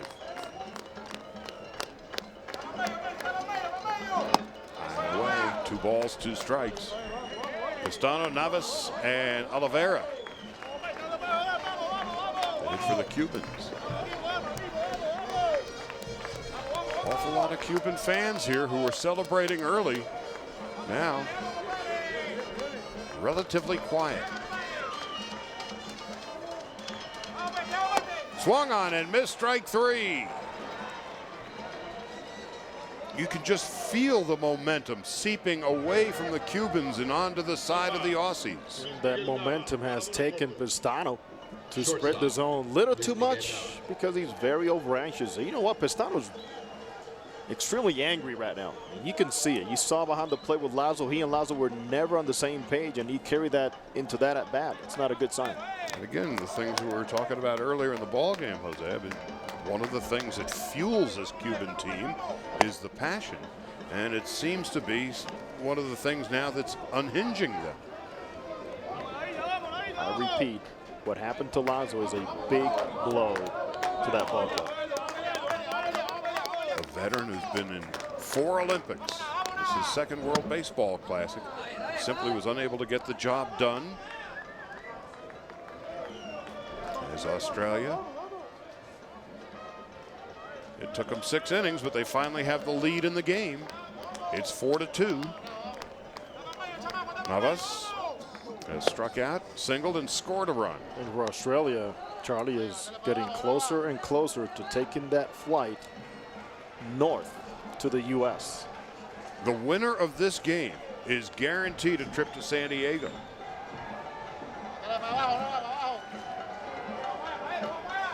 And if the results hold up as is, be inside. If Australia wins tonight, that means tomorrow night, Cuba and Mexico here, and it's an elimination game for one of them. But we still have 3 more innings to play. But can you imagine the tension in this theater tomorrow night? If it stays this way. Inside and low. 3-2. I was telling you between innings, I love the message by John Diebel because the players respond. And better yet, I like the message of nobody trying to come in here to this ball club or clubhouse with a big league attitude. They're a gritty bunch, these Aussies, and here comes the 3-2 to Navas. Fly ball, center field, easy play, Trent Olchin. Just to give you a little more background on how the Cubans approach the World Baseball Classic. They stopped their national series, as they call it, their regular season, in early February, just to gather their team. They actually came to Puebla, Mexico, about 2 weeks ago to get used to the elevation and the travel and everything, the conditions here in Mexico. So if there's a team that's in mid-season form right now in this tournament, it's Cuba. Their season begins in December. They played 90-game season. Got a ball under the knees, and so it's the midpoint of the season where everything comes to a grinding halt, and the best of the Cuban players get together and join the World Baseball Classic. And you take a look, they've been in 29 World Cups. 25 of them they've won, or international cups. It was the World Cup, the Intercontinental Cup. They've won 10 times. 5 Olympics, 3 golds, 2 silvers. And of course they lost to Japan in the World Baseball Classic. So the Cubans, and a ball inside. I asked Eugenio Velez, a manager, about Japan. He goes, yeah, we didn't forget what happened in 2006 against Japan, but Jose, we can't forget about the teams here. That's our approach. But boy, the minute you mentioned Japan, it was like, hey, wait, stop. A 2-out walk to Oliveira. Michael Enriquez steps into the batter's box in this 4-2 Australian lead in the top half of the 7th inning. So the Cubans, remember, they finished 2nd in the Olympics in 2008, losing to Korea. And finished 2nd in the World Baseball Classic, losing to Japan. So consider this. There's a bunch of players just waiting for this tournament to be over to continue their season. back in Cuba. All they're doing is working out right now. Meanwhile, the cream of their crop is trailing 4-2 in the top half of the 7th inning.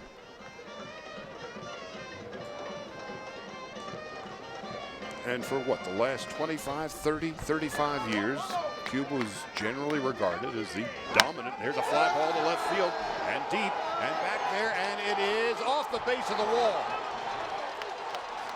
Oliveira will score on the 2-out double by Enriquez. It is now 4-3. Moss was lucky the ball stayed in the park.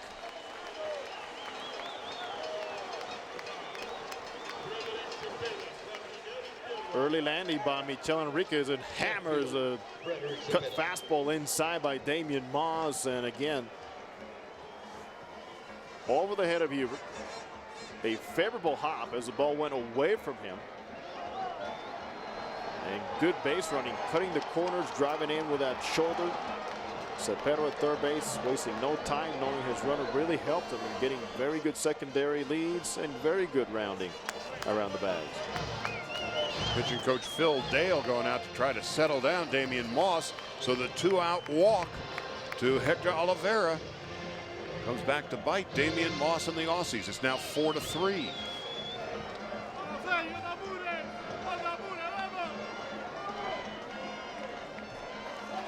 And now a base hit by Cepeda. And the Cubans can tie the score. Cepeda tonight is 2 out of 3. He was 2 for 3 on Sunday with 2 home runs. Switch hitter and has power from both sides. He's another one of those guys. You stand around the batting cage and you just stop and can't help but watch. Not unlike Yulesky Gurriel, who's on deck. But Gurriel has had a very quiet World Baseball Classic to this point. Just 1 hit in 7 at-bats, but Cepeda takes outside. And it's 2-0. Interesting, isn't it? Lazo comes in, the veteran for the Cubans, can't get it done. And Moss, the veteran for the Aussies, he is struggling. Cepeda was great 3 years ago and picked up right where he left off Sunday and again tonight.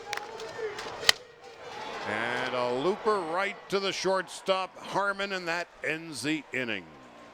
Little humpback liner, a 2-out walk followed by a double by Enriquez. 4-3 at the 7th inning stretch.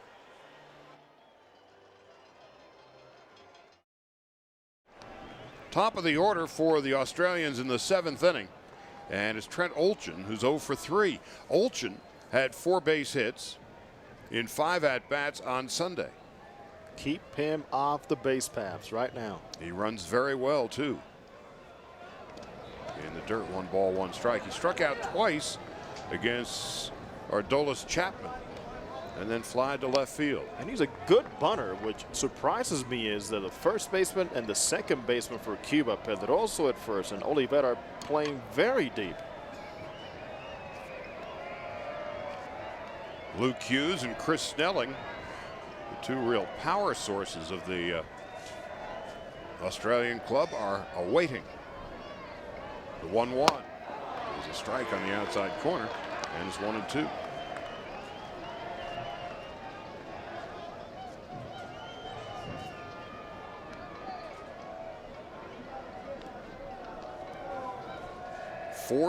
We begin the bottom of the 7th. To left field, easy play for Cepeda. 1 gone.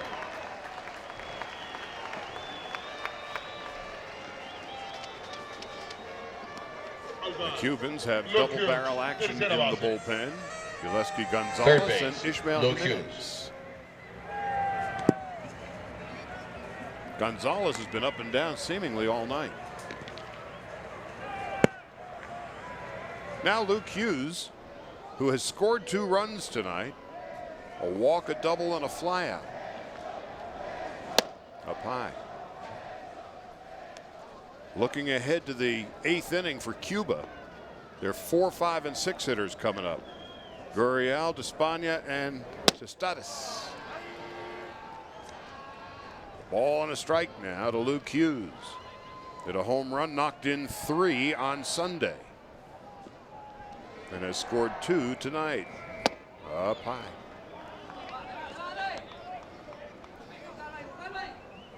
Chris Snelling on deck. If you're just joining us, not aware, the Netherlands upset and hit by a pitch. The Netherlands upset the Dominicans for the second time in as many games. And so the Dominican Republic has been eliminated from the World Baseball Classic. No, Jimenez Right field. warming up in the bullpen. What he starts with is a weighted ball. And then the pitching coach, Elosegui, in the bullpen hands him a real baseball. And I've held this weighted ball. Let me tell you, they talk about arm strength and building your stamina and your wrist whip. It's also extremely dangerous. Well, I guess it's pitching's answer to putting a donut on your bat. There you have it. Chris Snelling takes high and away. Well, a lot of pitchers, more conventionally, will long toss and throw real hard from about 10 or 15 feet behind the bullpen rubber before getting on the hill. And I've never seen that before. A weighted ball, yes, and they showed me that. Elosegui showed me that back in 2006. And is it really noticeable? Oh yes, oh yes. It weighs more than the regular baseball. Snelling tonight is 0 for 3, and the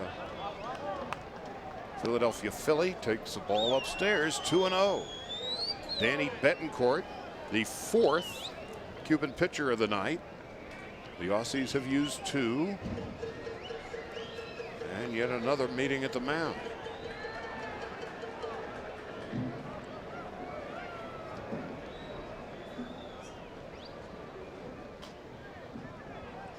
Reading Perez's lips, he's saying a lot of things about abajo, down, drive down, keep the ball down.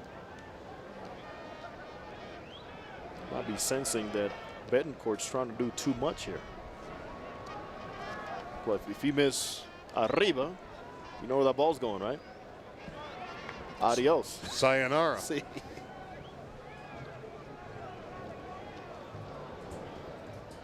All right, so it's 2 balls and no strikes. Game moving on the 3-hour mark, and as we told you much earlier, the Cubans are used to and seem to rather like playing long games. Now it's 3 balls and no strikes, and the way things have been going for Australia, so be it. Yeah, and I can tell you right now that Pestano is not happy about the way he's throwing the ball. Catcher's reaction, body language tells me everything. Well, Pestano seems to be the thermometer and barometer of this Cuban team emotionally. And a strike, 3-1. When things are going well, he's pumping his fists. When things aren't going well, you just see the frustration. Hey, he's working on his English with Ted Barrett. Well, Pestano will talk to anybody and everybody. Whether you understand the language or not, on 3-1, the runner goes, ball 4. So now here come the Aussies again. First and second with 1 man out. Cuba took a 1-0 lead in the 3rd inning. On a single by Navas, a sacrifice, and a 2-out single by Cepeda. The Australians would tie the score in the bottom half of the 4th on a double by Hughes and a base hit by Reisinger. In the top half of the 6th inning, a solo home run by Yoenis Cespedes gave him a 2-1 lead, but the Aussies would come back with 3 in the bottom of the 6th. In the top of the 7th, the Aussies scored a run, and here come the Cubans scored a run, and the Aussies are coming right back, challenging the Cubans again.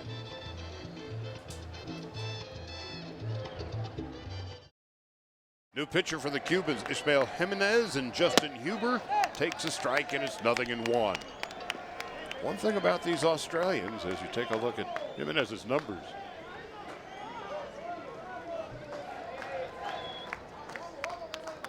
he's 25 years of age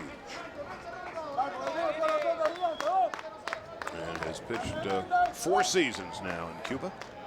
The 0-1, outside and low. One thing about these Aussies, they can take a punch all right, but they keep getting off the mat. So here's the Cubans. They take the early lead. Australia ties it in the 4th. Australia takes the lead. After Cuba scored a run in the top half of the 6th, the Aussies rebounded with 3 of their own. Cuba comes back with a run in the top of the 7th, and here are the Aussies again, threatening with 1st and 2nd. And Hubert checked his swing and foul tipped it. Takes us back to when we asked John Diebel about the way they played in exhibition games against big league teams. He says, I was very happy. We scored a lot of runs. We had a lot of good individual performances, but the first inning against Mexico describes everything you're saying. They scored first. Mexico came back. They just never let up. The Australians scored 3 runs in the top half of the 1st against Mexico here on Sunday, and the crowd was going crazy as the Mexicans responded with 5 in the bottom of the 1st. And there's a fly ball to center field. Drifting on back is Cespedes. He's there, and he will make the catch. And tagging and going to 3rd is Hughes.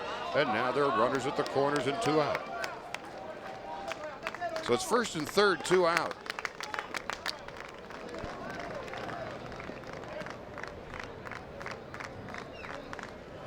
Reisinger takes a strike. Well, one thing we've seen about Giannis Cespedes, the center fielder, got a home run and a double tonight. You take a look at home plate umpire Ted Barrett. I mean, that Cespedes has everything. I mean, he can throw, and he's got a great arm. Covers a lot of ground, a lot of power. And now the 0-1 to Reisinger. Swing and a miss. And it's 0-2. Tell you what, they take their hats. I just love the attitude and the approach all game long and not getting fooled and not being intimidated by anything. It's one of those crazy expressions that never makes sense until you see it. Controlled aggression. It's there. They sit and they wait, and when they're ready, they let loose.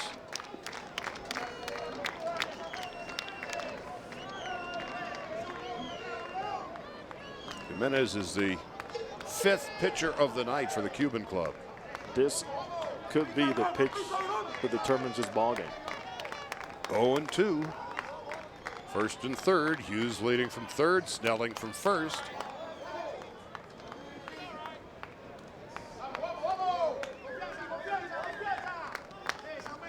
The 0-2 on its way. And the bases are now loaded. That's the 2nd batter hit by a pitch tonight. In fact, in this inning, by Cuban pitching. Well, it was Reisinger who stared down Pedro Alonso when he struck him out. This one gets away from the pitcher Jimenez. And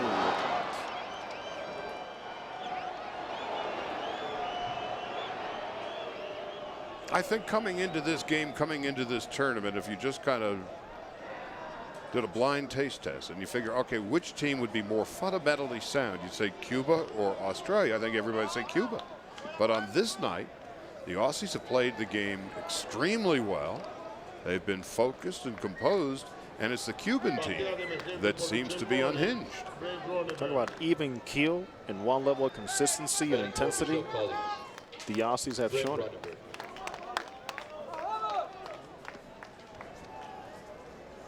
Pinch hitter Brett Ronenberg is batting for Michael Collins. And a fly ball to right field. Got under it, first ball swinging, and that ends the inning. So Ronenberg will be the DH for the balance of the game. 4-3 as we head to the 8th.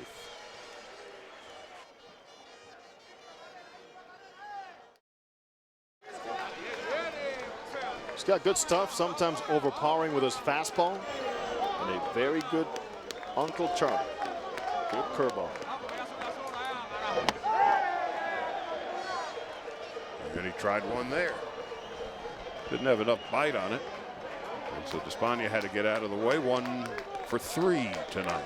Despaigne did not see the spin very well. He reacted to a fastball inside. Fans reacted because of his reaction, and really there was much ado about nothing. There's a fastball and a fly ball to center field, drifting on back. Trent Olchin. Gurriel went halfway and retreats, and that's the first out of the 8th inning. Well, the drama's beginning to build here at Foro Sol Stadium in Mexico City. Center field. As Vinny Castilla's Mexican team waits for the loser of this ball game to play tomorrow night.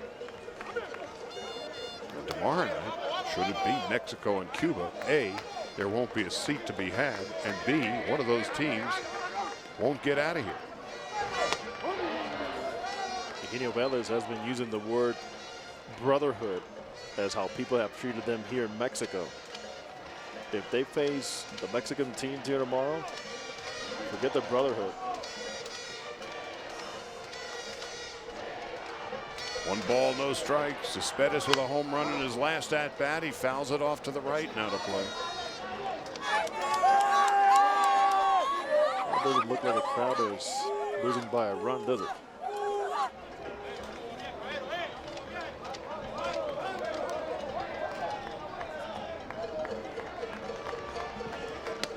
Brad Thomas is warming in the Australian bullpen.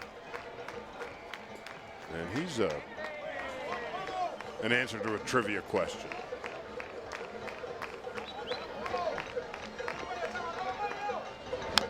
Now back. Thomas has a World Series ring from Japan and the United States. There he is. It's considered their closer.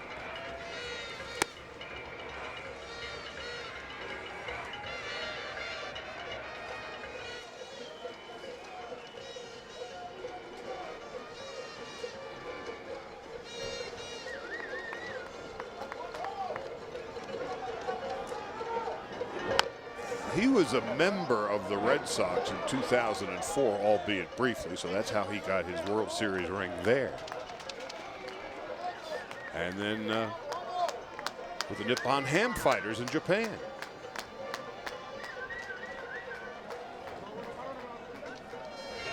Thompson has a very deliberate delivery to the plate from the stretch. I would not be shocked if Gurriel runs here.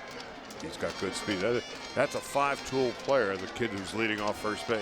Stays put. And a whack foul down the left field line.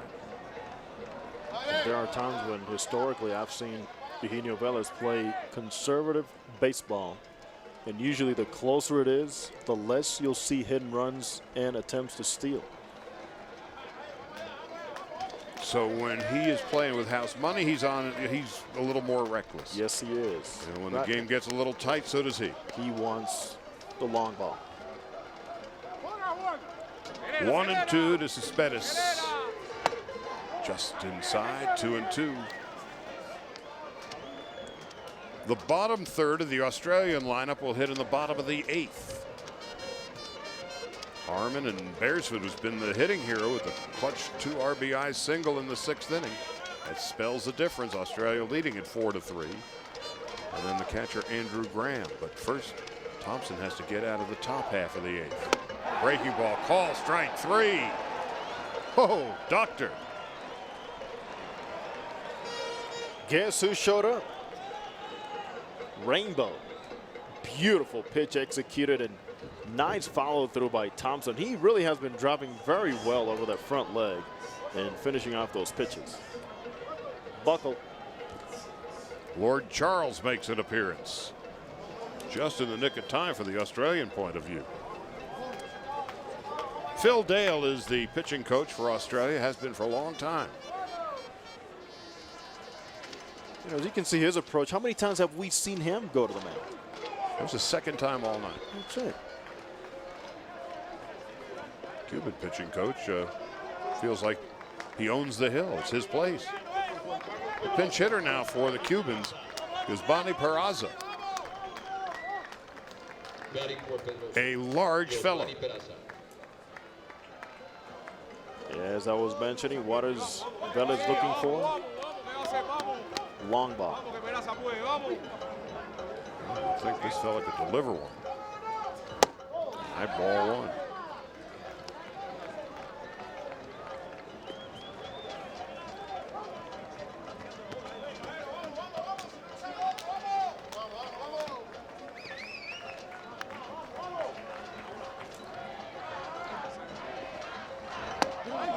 catcher by trade is Peraza. He's 30 years of age. Hit the walk-off home run in the Cuban All-Star game this year and won the MVP. As you see, they don't like to pitch to him often. 37 intentional walks, and Thompson is throwing that curveball with great confidence.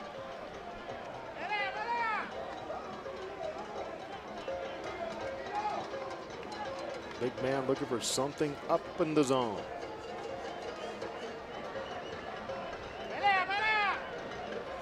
Two and one with 2 out. Tying run. Gurriel's at first base. He can run. An extra base hit can score. Oh, there's a fly ball to left, and it's deep, and it's gone. A pinch hit home run.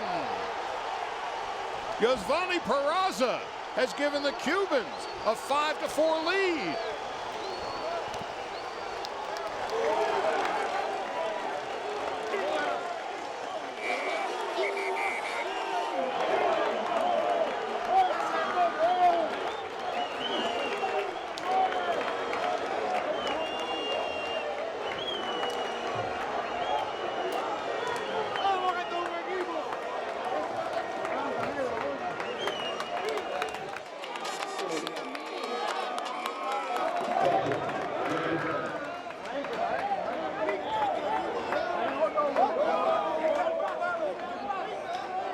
The Cubans, who appeared to be deader than Julius Caesar about 5 minutes ago, have come to life, and they lead it 5-4.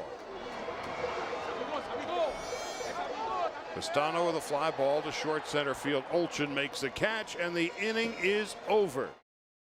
Eugenio Velez has told me time after time, the Cuban manager, late innings, I want the home run. Well, he got it. Well, Peraza in the Cuban All-Star game this year hit a walk-off home run and earned MVP honors, and this home run far bigger than that. And for the 3rd time tonight, Cuban pitching has struck an Australian hitter. Brad Harmon hit by a pitch. Well, they get a leadoff hitter aboard here in the bottom half of the 8th. It's going to be very interesting now, Jose, to see if the Aussies can bounce back off the mat yet again. And you're looking for ways to get on base. Well, this one hurts, but it counts. Certainly no intention on this one. You don't want to get that guy aboard and give him more base runners. It immediately represents the tie and run. Now, is this a situation where John Diebel might be inclined to sacrifice? And here's the Greg Counsell lookalike. He baptized him, huh? Oh, man. When he came up with that 2-out RBI hit in the 7th inning or 6th inning, lifted his arms. He's sleight of frame, not unlike the veteran Counsell. Left-handed batter, and now being called upon to sacrifice. There's no balls and a strike. Beresford 2 for 3 tonight. Gave Australia the lead, albeit now briefly. 5-4 Cuba. And now it's 0-2. Played rookie ball, as you mentioned before, Charlie, and you know he was asked to do this on more than one occasion playing rookie ball. It doesn't matter where you hit. These are things that you're expected to do well. Just 20 years of age is Beresford. Looks like the next time he shaves will be the first time.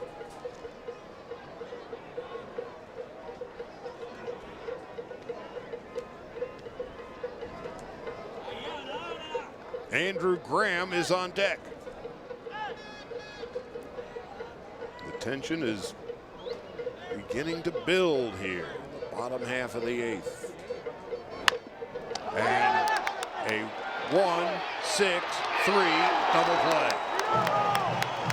So what an unforgiving game this sport of baseball is. Beresford just 2 innings ago was the hero for the Aussies, and his inability to sacrifice, and now a 1-6-3 double play, 2 out and nobody on. Perfectly played. Start with a ball, step and throw, come across the bag and throw another strike. And it is typical by the Cubans to unravel defensively, but not now. That home run did marvelous thing for them mentally. Well, look at them now. Again, the emotion there. It's fueled once again. That hop is there again, you know? Well, it seems in watching this Cuban club, and you've watched them more and longer than I have, it's never smooth sailing. I mean, they're either very up or very down. There's a lot of mountains over there. Indiana. The catcher, Ariel Pistano, had some equipment issues, and that's the reason for the delay. The shin guard buckle came unbuckled. So now 2 out and nobody on. James Beresford, who was a hero in the first game against Mexico on Sunday. And things were going along swimmingly until this at-bat. Now it's 2 out and nobody on. For Beresford, still, you look at his night, 2 for 4 with a couple of RBIs and a double. But he was unable to lay down 2 bunts, then swings away and bounces into a double play. Big swing and a miss. And haven't been there before, I'll tell you that. You take your 2 for 4, but you always recall that one time that your manager asked you to do something basic and you didn't get it done, and you carry it for a long time. Especially in the 8th inning of a 1-run game.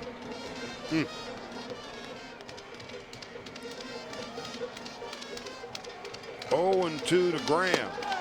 And that ends that. And now all of a sudden the Cubans look like an entirely new team. As we go to the 9th, they lead it 5-4.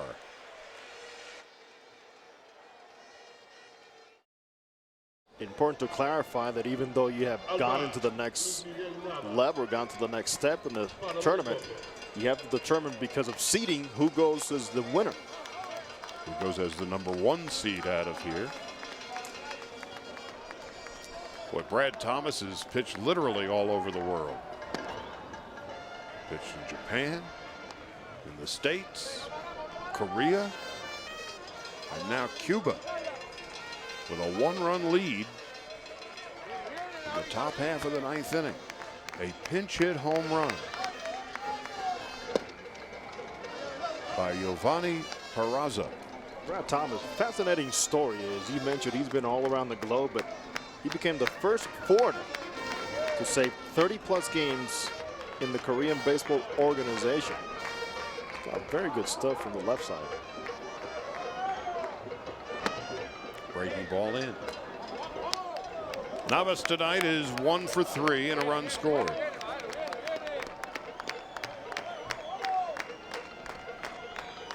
Major League ball clubs are always looking for the left-handed specialist.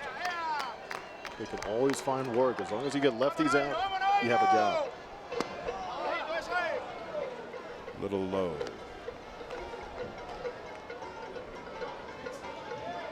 Well, the hero of the night to this point through 8 innings, pinch hitter Giovanni Peraza with a line drive home run, hanging curve thrown by Rich Thompson. Fastball, strike 3, 1 out. He can do that. He's not afraid to pitch inside. Carries that attitude of toughness to the mound. And he is able to climb the ladder. Second base. Good fastball. Hector Olivera. That's 1. It'll be the top of the order for Australia in the bottom of the 9th. The strike, 0-1.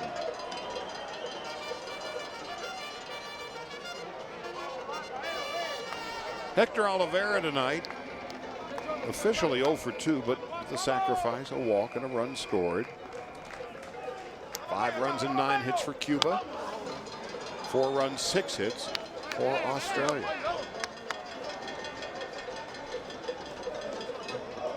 Both bullpens are quiet.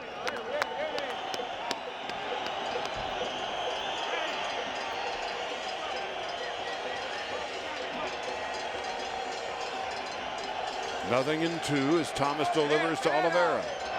Strikes him out.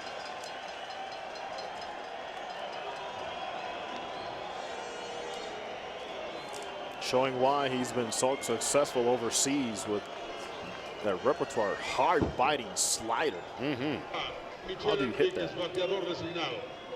You just hope to foul it off. 2 out, nobody on, and Michael Enriquez will hit. 2 for 4, 2 doubles, an RBI, got a board on an error. Line. Oh, look at that play by Luke Hughes. What a play to rob Enriquez of at least a single, maybe a double. That ends the top of the ninth. Last licks for Australia. They need 1 to tie.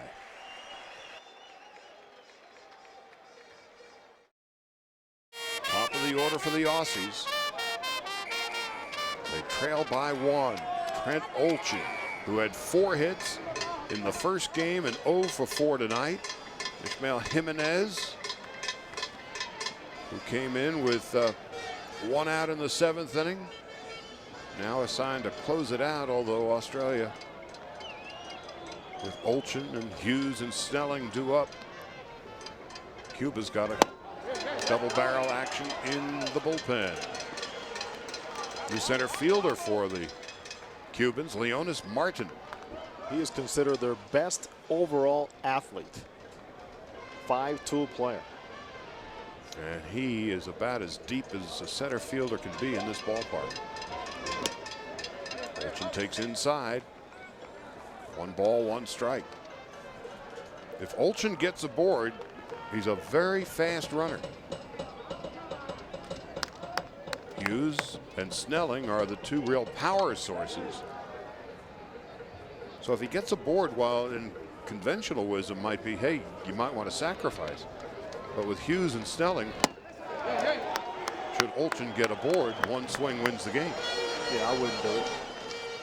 If anything, I would use Olchen and his threat to run to get me better pitches to hit for the guys following. And force the pitcher at this point, Jimenez, to swing and a foul tip. Stays alive. Yeah, so this is where, I mean, we're kind of getting ahead of ourselves, but yeah, thinking ahead is if you're a manager, you don't always want to exploit the base running by running. There's so many issues with base running that help your ball club without taking off.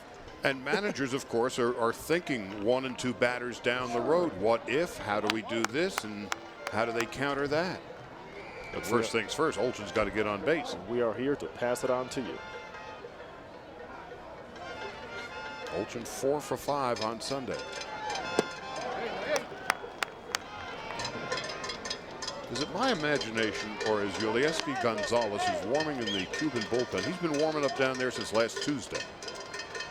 He's been typical. up all night. Very, very typical. There's no babying arms in Cuba's team.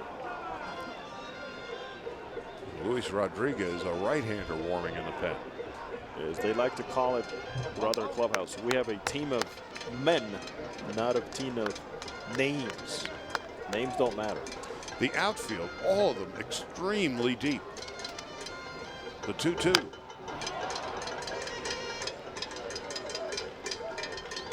The left fielder, Cepeda's maybe 3 steps in front of the warning track. The right fielder's about 2 steps in front of the warning track, Espana. And the center fielder, way out there.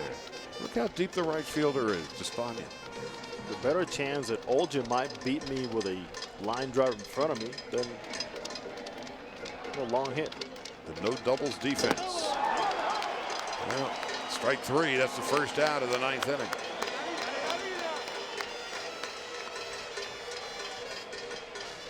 Well, you keep Trent Olchen off the base paths, 0 for 5 with 3 strikeouts, you have a very good chance of winning a ball game. Great execution. Tied him up big time with that breaking ball. So after all was said and done, he's 1 for 2. 2 runs scored. Hughes has a lot of power. Hit a home run on Sunday. This young man, if he stays healthy, Charlie, has a very bright major league career ahead of him.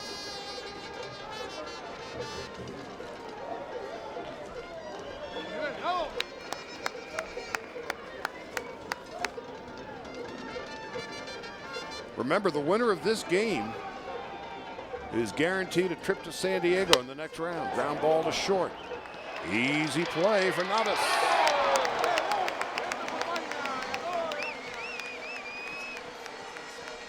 The Aussies are down to their final out. Look at the step by the Cubans. It is just another hop in that step defensively.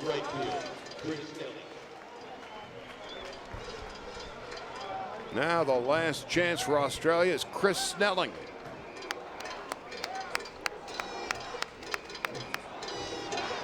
It's going to be a very long night for Australian relief pitcher Rich Thompson.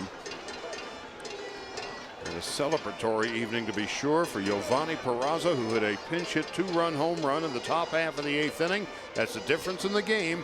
Cuba leading Australia 5-4. Let's not forget a quick turnaround also. Now Australia has to shake it off, or they play tomorrow night against Mexico. The winner of that game will advance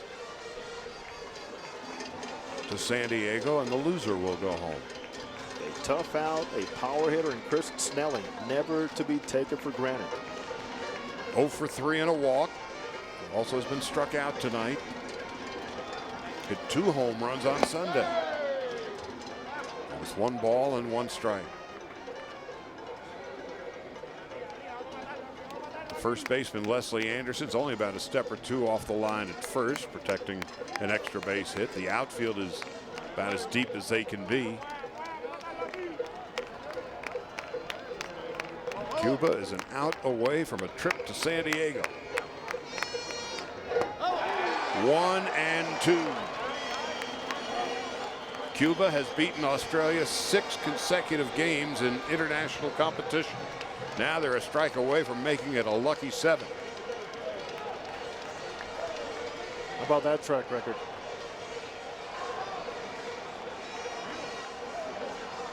A ball and 2 strikes to Chris Snelling.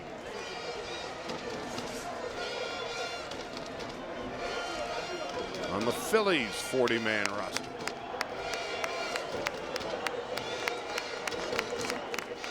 One ball, 2 strikes, 2 outs. Ishmael Jimenez getting the sign from Ariel Pistano.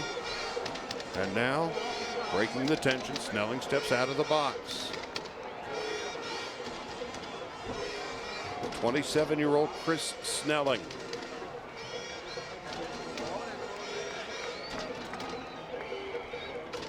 Jimenez now ready.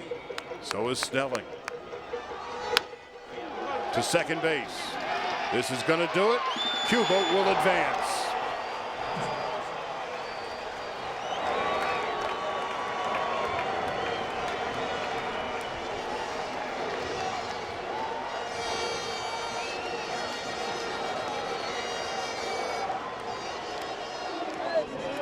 So the Cubans, with a pinch hit, 2-run home run by the veteran Giovanni Peraza, who hit a walk-off home run in the Cuban All-Star game this year to earn MVP honors, comes up with an even bigger blast.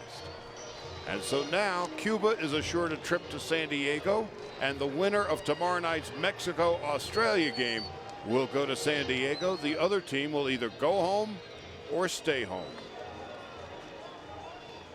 Korea and Japan, of course, they had a couple of epic battles in Tokyo.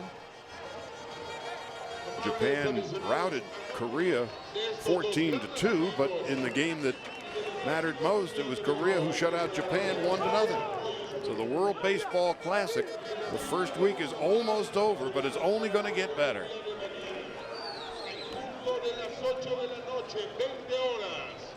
Final play of the game, the second baseman Hector Oliveira throws out Chris Snelling and let the celebrations begin. And you know the sense of relief by what just happened. They know that Lazo did not do the job, but it didn't matter. One thing that they preach and the Cuban team is every player has a role. There's no bad feelings. We don't care about your sentiments. You have to shake it off, help us win ball games. Well, they know they accomplished something tonight. Very special, again, heading to San Diego.